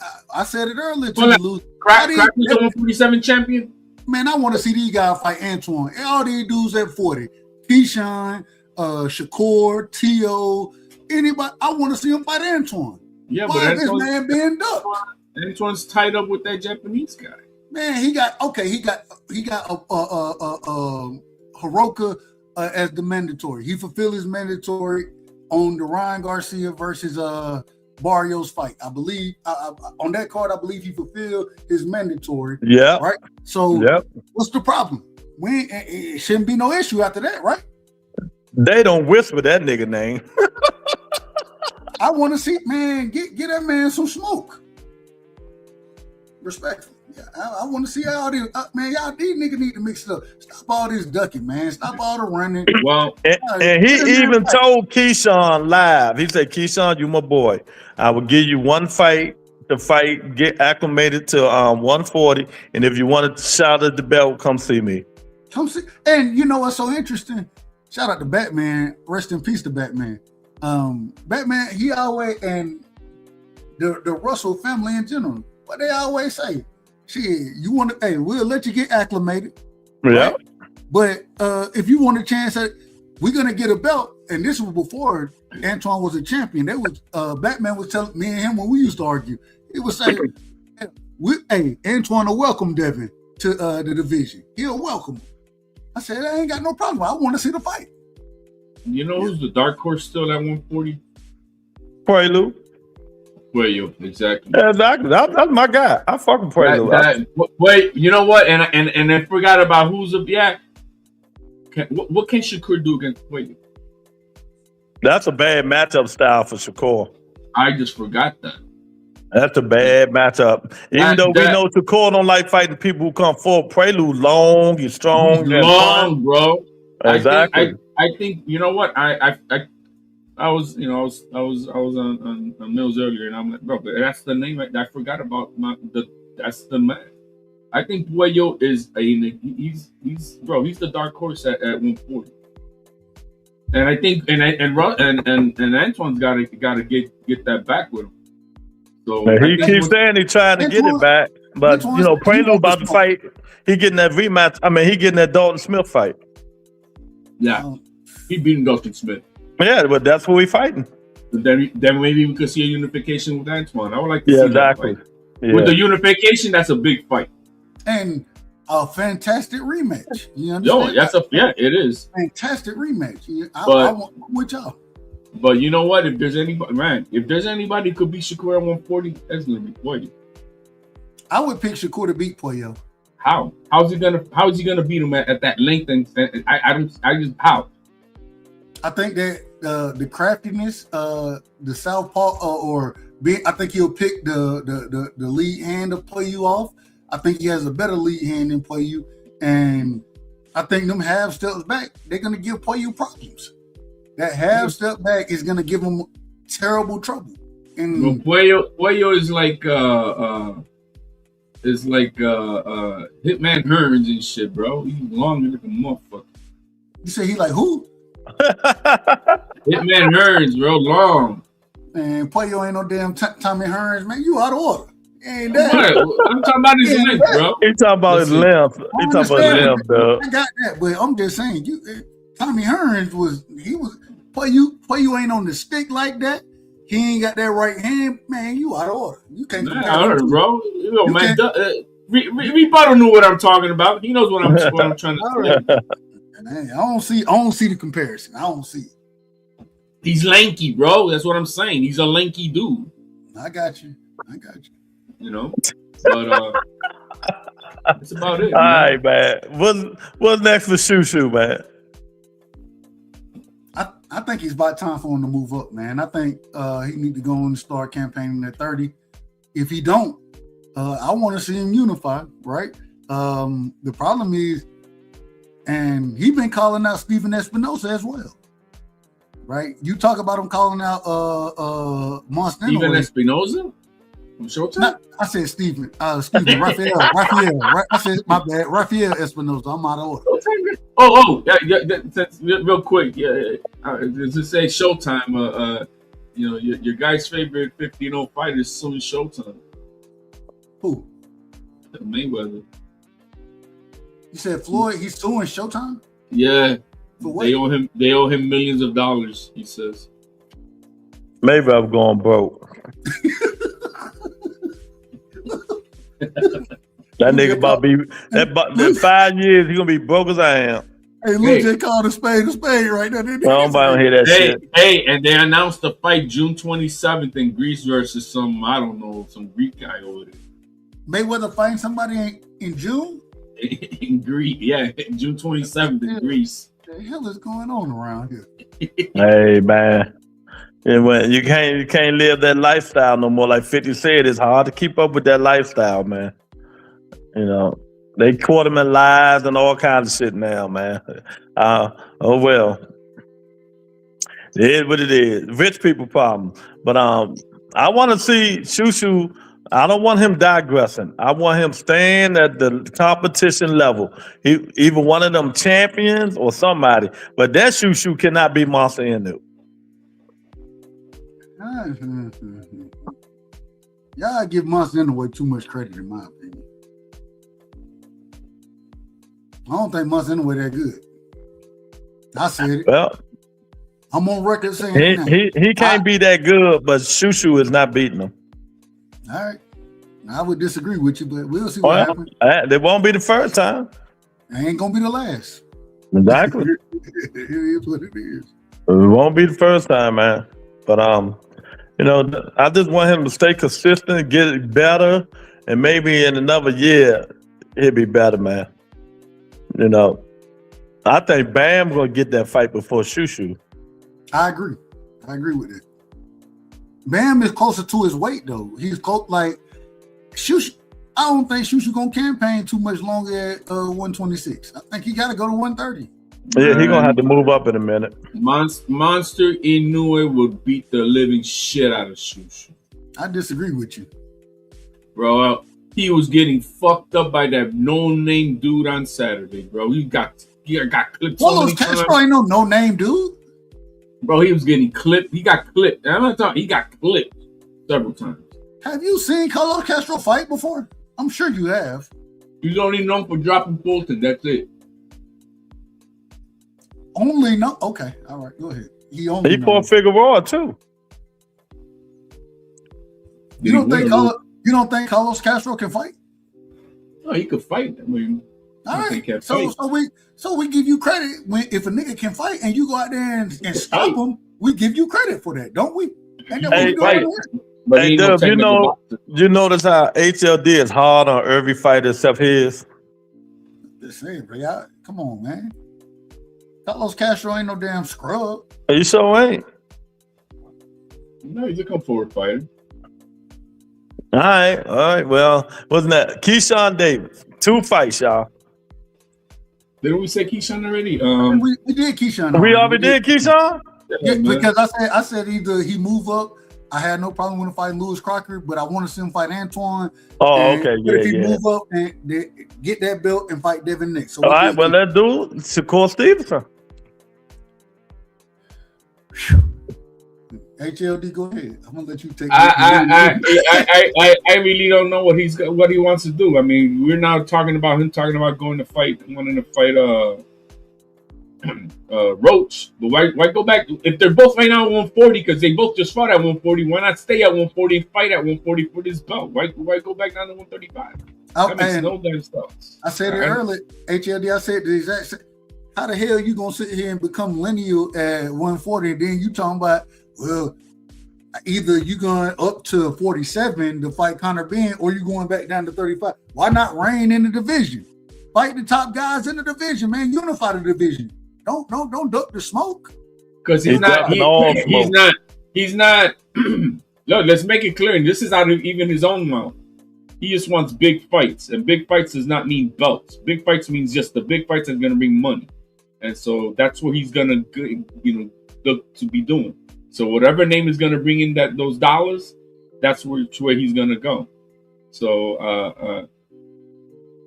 I got a quick confession. I'm in a safe spot, right? I can confess when I need to, right? Lou and HLD. I think both of y'all told me one time, man, them belts don't mean shit like you. I say it all the time, still say it. And I'm gonna take that. I'm taking it now, and I'm agree. I disagree with the point of them not, or they shouldn't mean anything. But I do agree with the point. These fighters don't give a damn no more. No. They're talking about the money now. No. Everybody, whether it's Devin, Tank, Shakur, you name them, they talk about the money. They don't talk about the belts no more. There's a caveat. So I mean, I think the belts mean things to those young up and coming individuals, right? The Mo Williams, we talked about how Mo, I think he still deserved his shot, but he didn't get it. It been 2 back-to-back chances for him to get his shot that he never got it. So I think the belt means something to him, but that's because he's a young fighter. I think the belts mean things to young guys early, and then once you establish yourself becoming champion, then you start looking for those money fights. When you're a 4-division champion, I mean, the accolade, y'all correct me if I'm wrong, Shakur is a first ballot Hall of Famer right now. He is. The thing is, belts matter until you already make it. You know what I mean? In the industry, right. Once you have the belts, right, and you have a name, yeah. But for everybody else, belts matter, man. For everybody on the come up, belts matter. Simple as that. Belts matter. So there's it's just for the names, for the big names, belts don't matter because you're already selling, you're already making the big fights. Right. So it is what it is. But for you to establish yourself to make that money, you have to become champion. And 9 times out of 10, you either got to unify or become champion in multiple divisions for you to start making big money. Yeah, once you got money, once you're established, you know what I mean. Then the belts, they matter in some sense of a marketing, but it's not the same as it was when you first get it. You know what I mean? So it just depends on where you're at in your career. You know what I mean? Agreed. Absolutely, we agree. Who else we got, Luke? Who else we got? I'm not hard to find, Blaze. You're just what the hell? HLD, bro. They've been looking for you. I'm trying to. I swear to God, I've been on panels and they be like, "Man, where your boy HLD?" I'm like, "Hold on, man, y'all out of order." Yo, first of all, I was at the fights, and you know, we were 6 deep, and so shit, I had to come back. I took Well, some there you days go. off. That's the last thing we want to talk about with HLD. What do you think about the fights? Not them fights, the Bill Haney shenanigans. Oh yeah, we got to Oh, talk about that I said it when did that happened? Because I was there. I was at the. I was at. Did you see it? Did you see Yeah. how it kind of transpired? Yeah. They said Bill was getting stumped out. Did you see him get stumped No, out? I don't think he wasn't getting stumped out. He tussled to the ground with Tiger and so they were on the ground. But everybody was, bro. It was 12-on-1 on this and Tiger, man. Fucking bitch ass crew from the Haney's, bro. They're sad, bro. I don't give a fuck. I think Bill Haney and what he's bringing into the table with these young guys and what they think they are, bro. They think they're a bunch of gangbangers, bro, going around. You know, that little son, snot nosed little punk kid, bro. That's Sean. That kid needs to get his ass whooped. Somebody needs to check him hard Because he thinks from the beginning. Yeah, he's a snot nosed kid, bro. You know, talking to grown men who you know, trying to be like something he ain't. What are you? You ain't a bro. It's weird to me. All this shit is weird. You trying to be all this Muslim stuff and shit, and you're supposed to be walking in peace. And no, bro, you're a lunatic, bro. You're false, bro. You're fake. You know, and what Bill Haney is instilling, because the security and all they're not there to de-escalate. They're there to escalate. You know what I mean? Hold on, real quick. Shout out to my sister Ty, Jab Queen in the building. She said Bill's 60 years old, still being a YN. Yeah, man. It's sad, bro. It's just sad. You know, it's just sad. The entire thing was sad. And guess what? They were banned from MSG. They weren't at the fights. You know, MSG stood on their thing. They put out that statement and they say, you know what? Whoever was involved in it will not. Guess who was at the fight? Tiger Johnson was at the fight. Yeah, what? And we clapping for shout out to MSG because exactly. If you gonna put your hands on folks, man, accept the consequences that come behind it, and man, we said from the just when y'all this is a professional setting that you're in, man, be in order. Ain't no way I'm going to a business meeting, right? And I'm gonna get into some nonsense. Somebody might be that I don't like, and there's a couple guys that I work with at my job. I don't fuck with you, but at the same time, nigga, we ain't fit. When we at a business meeting, we handling business. That's it. That's all we doing. You know how bad it was? Because the thing is that Devin Haney was on camera. He was at the moment during the interview. You know, like he was getting his dollars up, and in the middle of him trying to get his, you know, he was at, hey, you're on the zone. You're getting some talk time with the media now on the camera, and this shit happens. Yo, they're messing up his bread. They're messing up the brand. It's just, but it's because Bill Haney. You saw how Bill Haney. Oh yeah, we're gonna be at the fights, and they're trying to act like. I said a long time ago, man. People just don't listen, man. Bill Haney. I hate to say it. Bill Haney is more famous than his son. He's a attention-seeking dude. Same way now Brian Norman Sr. is. Now he's gone out of his son's corner. But Bill Haney gonna stay in this corner because Devin don't got the nuts and the balls to calm his father down. You know, but you know, if it go downhill, down ship, it's gonna be Bill who brought it up, and Bill gonna take the ship down. Well, let me just to back you up on what you're saying. There ain't no lie. I mean, about the famous, because bro, everybody was wanting to take pictures with Bill. Exactly. That's no lie. That's no lie. But no, Blaze. It's not that they were afraid, bro. Or maybe they were, but I know that MSG probably banned them because they put out the statement that anybody that was involved in that attack was going to be banned. So they weren't at the fight. And if they were afraid, well, rightly slow, because guess what? That type of situation that there was like 12-on-1, jumping one dude. If Tiger Johnson had the blick on him and take everybody out, he would have been in his right. Hold on, HLD, on everything I love. Before you got on the show, me and Lou had this exact conversation, and you just said what I said. Lou, I said let me be quiet, because if y'all would have did that shit in Georgia, hell, I'm gonna hand when the police pull up, I'm gonna hand them the tool that was used. Here you go. Hey, I stood my damn ground, and now they laying down. I'm okay. Let's see what happened. To be the honest truth, man, that situation had it been in a different manner where Tiger would have been with something on him. Let it not been in New York. If it wasn't in New York, it's a different situation. He would have been justified. He would have been justified taking everybody out. Yeah. You know? Yeah, but you're not justified in New York City. Not in New York. You can't. New York, they will put your ass up under the jail. So you can't even have it on you. No, not at all. In states like where we from, I said, Luke, correct me if I'm wrong. I said Georgia and Texas. You said hell, if it happened in DC. DC, they gonna carry theirs regardless. They don't care about the law. Bill and them wouldn't have made it. They wouldn't even made it out of the stadium. I'm just telling you. You know, they know what they're doing. They know where to do it at and stuff like that. You know, it's gonna take somebody really get hurt, unfortunately, for him to act like a grown man. But you know what's gonna happen though? Everybody who's gonna be associated around that circle that they got beef, they're gonna come with it. They're gonna be ready to come with it. Because I mean, you'd be a damn fool not to. You know that they hanging out like bro. What are they, Haney gangbangers and shit? What the fuck? I don't care nothing across state lines, right? Nothing. I don't care nothing across state lines. But if you got individuals that are within their rights to carry accordingly, and y'all start doing some nonsense like this, hence the reason I'm telling you, this is a business setting. Be in order. We need y'all in order. Y'all get up here acting a damn fool, and then somebody get popped. What happened?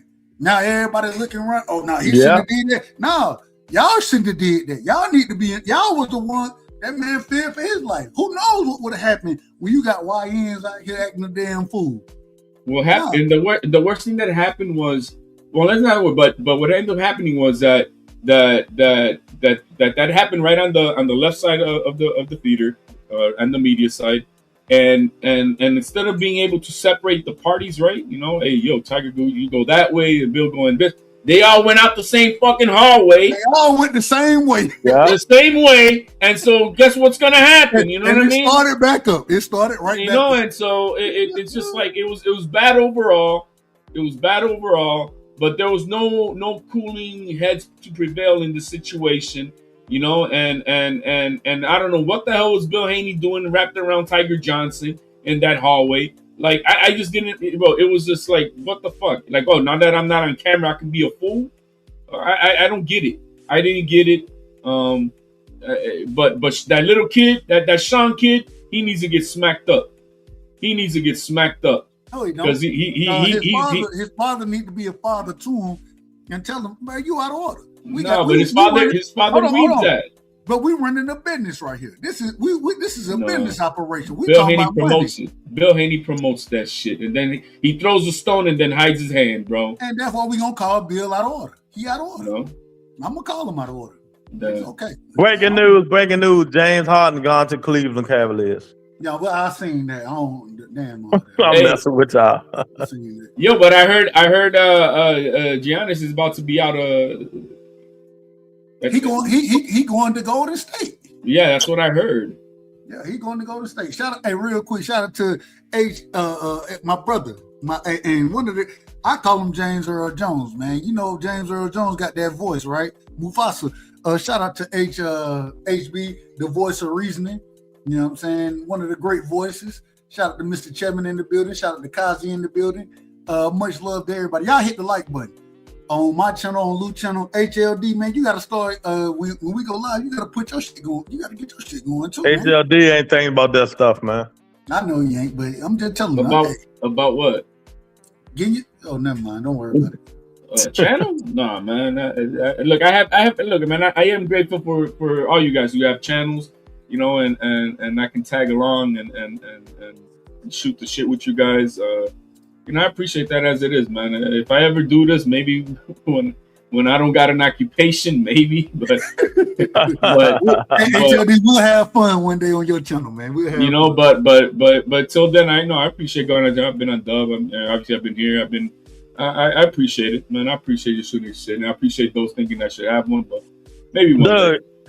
Give me your final soliloquy about the events that took place last Saturday.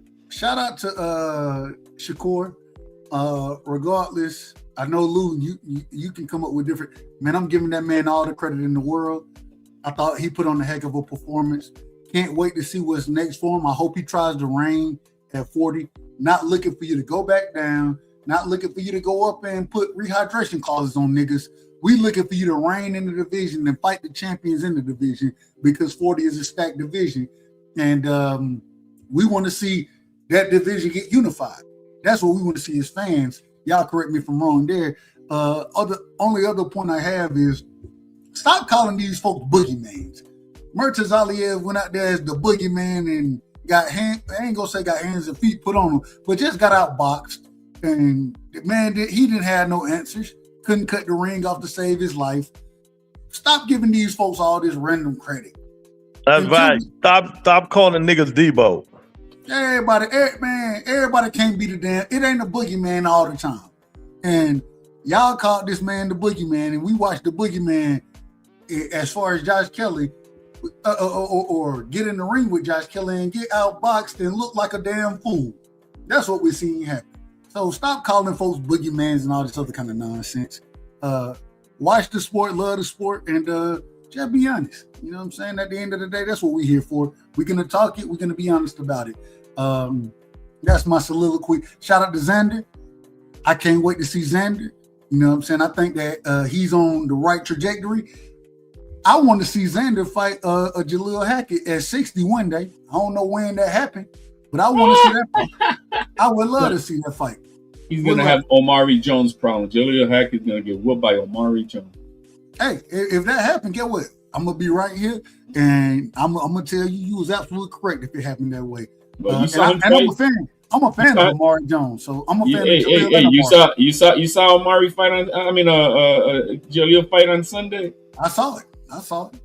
We talked. Hold on. The first thing we talked about, and correct. Roberto told me. He said, "Man, and Roberto, I know Bernard. I know Jaleel. Yeah, Roberto know him better than I do, but being able to talk to him, all this kind of stuff. Hey, I thought and had a chance to interview or talk with Bernard yesterday. I thought he gave good instruction. I think Jaleel liked to fight too much, and sometimes, bro, like you can't always just go out there and fight a motherfucker, bro. That ain't how boxing work. When you go out there just fighting, then you give away a lot of your advantages in just going out there and fighting. And I thought Jaleel, that's what he did. He gave a lot of his advantages away. Couldn't keep his head off the line. Got hit with the overhand right, but Bernard was able to kind of reel him in and say, "Hey, man, Shouty," as Bernard would say, "You know it better than I do, Lou. Hey, Shouty, what's wrong with fighting behind the jab? What's wrong with it? Shorty, what's wrong with fighting behind the jab, Shorty? Hey, Shouty, ain't nothing wrong with fighting. What's wrong? Hey, I said I'm not a big fan of that crew, man. I think they talk too much for what they show in the ring, and I think they need to slow their roll and earn it first. So I'm not big on the Hackett's, bro, at all. Hey, I'm a fan of Jaleel. Me personally, I'm calling it now. I'm pushing for Jaleel versus Xander. I want to see that fight. Oh, he ain't on that level. He not even ranked. Hold on, wait. And this is I put this on everything I love. When I talked to Bernard, I told him, I said, man, I think Jaleel lose to Xander.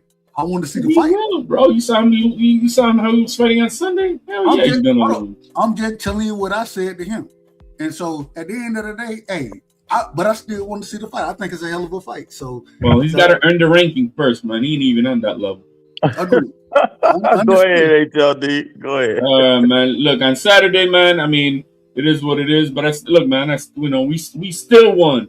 We saw the new Puerto Rican sensation at 140 and do his thing. So I'm grateful for that. I had a great time with the family. You talking about the black guy? You talking about Shakur Stevenson? The Puerto Ricans, the Puerto Ricans, the guy with the Puerto Rican flag on his shorts. The guy with the Puerto Rican flag on his shorts. Yep. Yeah, the black guy, just like Roberto Clemente, Tito Trinidad. Go ahead, my brother. Go ahead. But look, I mean, I had a great time still with the family. It was a great time. I was able to get, I came out with a great souvenir. I got my signed Teofimo Shakur Stevenson glove. So I mean, I'm good to go, man. It was a great fight. Oh, I thought you got the headpiece. No, I got the glove. Can I ask one question, Lou? What? HLD, man, what was the atmosphere? Because bro, they said this, and I don't know if it's true. They say that this fight sold there were more fight or more fans. It was the largest. It was the largest Madison Square Garden attendance crowd ever. There we go. That's how you say it. That's how you think. Ever. What was the atmosphere like? It was explosive, man. It was explosive.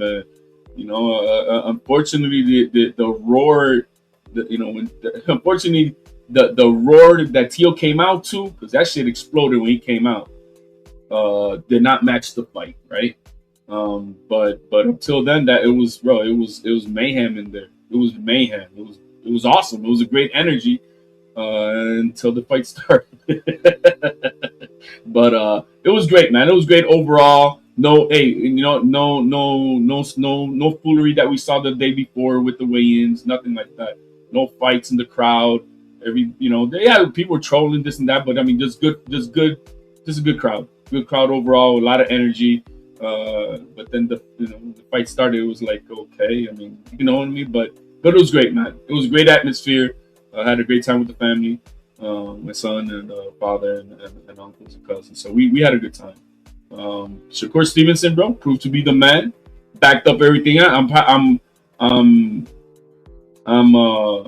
proud of Rel. He was one of the trainers for Shakur. Hey, real quick, Jab Queen said, "What room was it in?" It was in the the big room, man. It was almost 21,000 fans up in there, almost. It was great, man. It was great. Yo, one of the best tacos ever, right across the street from MSG, right there in the corner, man. Tacos numero uno, it's called. Great tacos. It was cold as shit. Are they flour or corn? Either way you want it. Either way you want it, flour or corn. I can't stand corn. I can't stand corn. Yeah, they got flour. But it's right across, bro. It was great tacos. It was cold as shit. I was only 2 blocks away, but it felt like I was walking 3 miles in that shit from the hotel. But it was a great time, man. So good for Shakur Stevenson. Backed up everything that he said he was. Teo, I mean, he just I got no words for what I saw that day. It looked like it felt like when I used to have to reprimand my son back a few years back when did you study for this test? Well, that's why you got what you got. You didn't study. That's how it felt. Teo did not study for his test, and that's why he flunked. So so good to a shout out to Shakur. Much love to Coach Rel. He did he was a major part of the camp to prep Shakur. And what can I say, man? Everything else, I mean, it was all right. I wasn't too impressed by everything else. But a great night, man. Great night of boxing. And Xander Zayas, bro. Give it up to the Puerto Rican 154 unified 23-year-old champion, Xander Zayas. Bring it up, man. I'm happy. Other than that, bro, it was a great weekend, man. Can't complain. A little tired, a lot of traveling. All good to go. Did you get a chance to catch the Zuffa fights?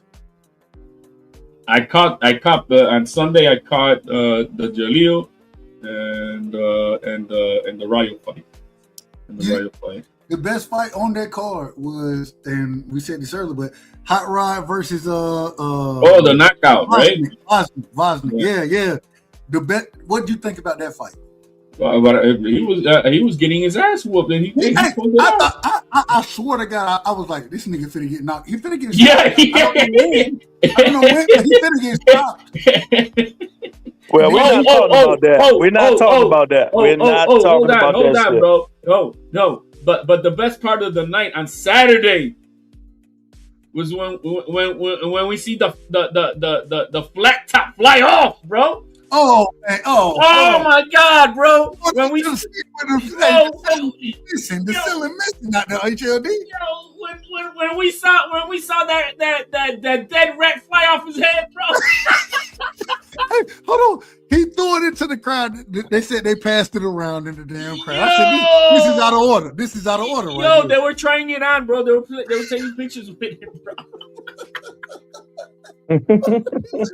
Yo, I'm sorry, bro. You know what? That was because we just into talking about the fights. But I ain't gonna lie, that was the most funniest, entertaining part of the night, bro. Was watching that shit happen. To the scene with the ceiling missing.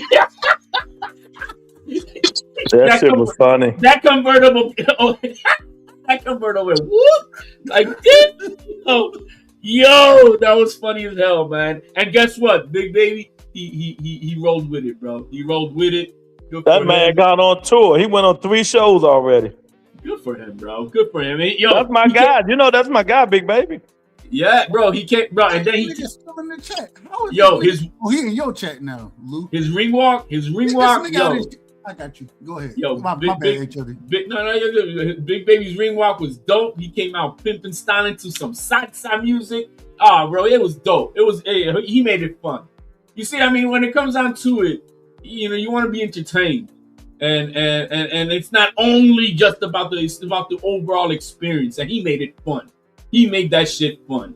And so it was a crazy thing that happened, but you know, it could have gone another way where he made it fun. It was good. It was all right. Yeah, good for him, man. Shout out to Big Baby Miller. He made it fun for me and my son. We all had a good time laughing our asses off. See, that's what it came down to. It's just, you know, the experience of the laugh, the good time I had a great time. I have no regrets, except I probably would have gone to Puerto Rico because after that fight I saw it on Monday, man. It was a great atmosphere. The speech at the end of the fight was awesome. It was a great atmosphere from what I saw in Puerto Rico. But anyway, man, a great fight, man. How can we can say, man? Real quick, shout out to Crush the Legend in the building. My other OG, Uncle Jonathan in the building, man. Jonathan Simon. Shout out to him, man. Much love and respect. Appreciate y'all. Go ahead, Luke. My apologies. Nah, man. I mean, another good weekend of boxing, man. Zuffa, Pro Box, you know, the Zone. You know, we get the fights, but we still ain't got the fights that we want to get. But time will tell, you know, what these fighters going to do, man. I just want to see the best fighters fight the best right now. We can't wait till later no more because, you know, boxing is about to be watered down, man. Ain't too many more fights they can make. Well, now where's later? Now where's later? Because we talked about this 3 years ago, and so now where we at this current moment of time is definitely later from what we were talking about. So we need to see this shit. Well, to prove Rebuttal's point, real quick before you finish off is, you know, look, this Teofimo Shakur fight was an abysmal promotion. It was the most shittiest, nothing promotion for a fight. But it proves that when you at least line up the best versus the best, it's gonna sell. People are gonna tune in to see it, and it proved it with the largest Madison Square Garden sellout ever. So it's ever. It's this. That's why I try to correct you. It's this Madison Square Garden because the original one was before 1968, and it was Henry Armstrong. 23,000. But under the current one, it's the loudest crowd. It's 68 since 68 till now is longer than the time that it was when it was open. To Henry Armstrong. So I think this era is longer. So, but it's still. I mean, you know, even Amanda Serrano and Katie Taylor didn't hit that record. So, and that was a great atmosphere. But anyway, I mean, I'm saying the best fighting the best. It brings out the crowd, you know what I mean? And if they were to do that more often, obviously it cannot be every fight because then we'll run out of fights immediately. But if we're at least to line up, you know, 3-4 fights a year, whatever division that is, of at least having, you know, at least amongst the best to fight the best, I think it'll bring the sport back to where it should be. But I mean, we'll see, man. But it was a great night. Yeah, man. So, you know, I'm looking forward to the fights coming up, and, you know, and we'll see what happens with these fights, man. But Tio need to get himself together, man. Get a new trainer. I don't know what he's gonna do in his boxing career now, move forward. But I just wish the kid luck. But I don't want to see Shakur and Keyshawn duck that smoke at 40. Stay at 40. get that smoke unless your core fight contraband without a rehydration clause. That's the only way I want to see that. They both seem like they running, Lou. They both seem like they running, and I'm calling it out now. They seem like they running. Yeah. According to what they saying, they seem like they running from that smoke. Yeah, man, but that's all I got, man. HLD, thanks for being a good sport. Show them niggas that you ain't scared, HLD. Nah, man, what the hell? What, no, man. Having me on, man. I mean, you know what it is that they expected me. I mean, I traveled on. I didn't sleep for like 36 hours, bro. So when I got finally home, bro, I crashed out all day, pretty much Sunday, except for the evening a little bit. But bro, I was beat. Then I had to take my son, and then getting back to the grind of work. So yeah, I mean, I'm kind of getting into the groove now today. So. But thank you for having me on, Rebuttal. As always, man. Appreciate it. Yeah, man. Oh, anytime, brother. My man Dub, appreciate the champ. Nigga cannot talk every Tuesday. This is what we do, and y'all don't get nothing better than this. Love y'all, man. Appreciate y'all, man. Y'all be safe out there. And we'll do it again next Tuesday. Y'all pull up. Hit the like button. Y'all hit the like button. Don't hate now. Because we getting good content. Don't hate. Respect. Exactly. Appreciate y'all, man.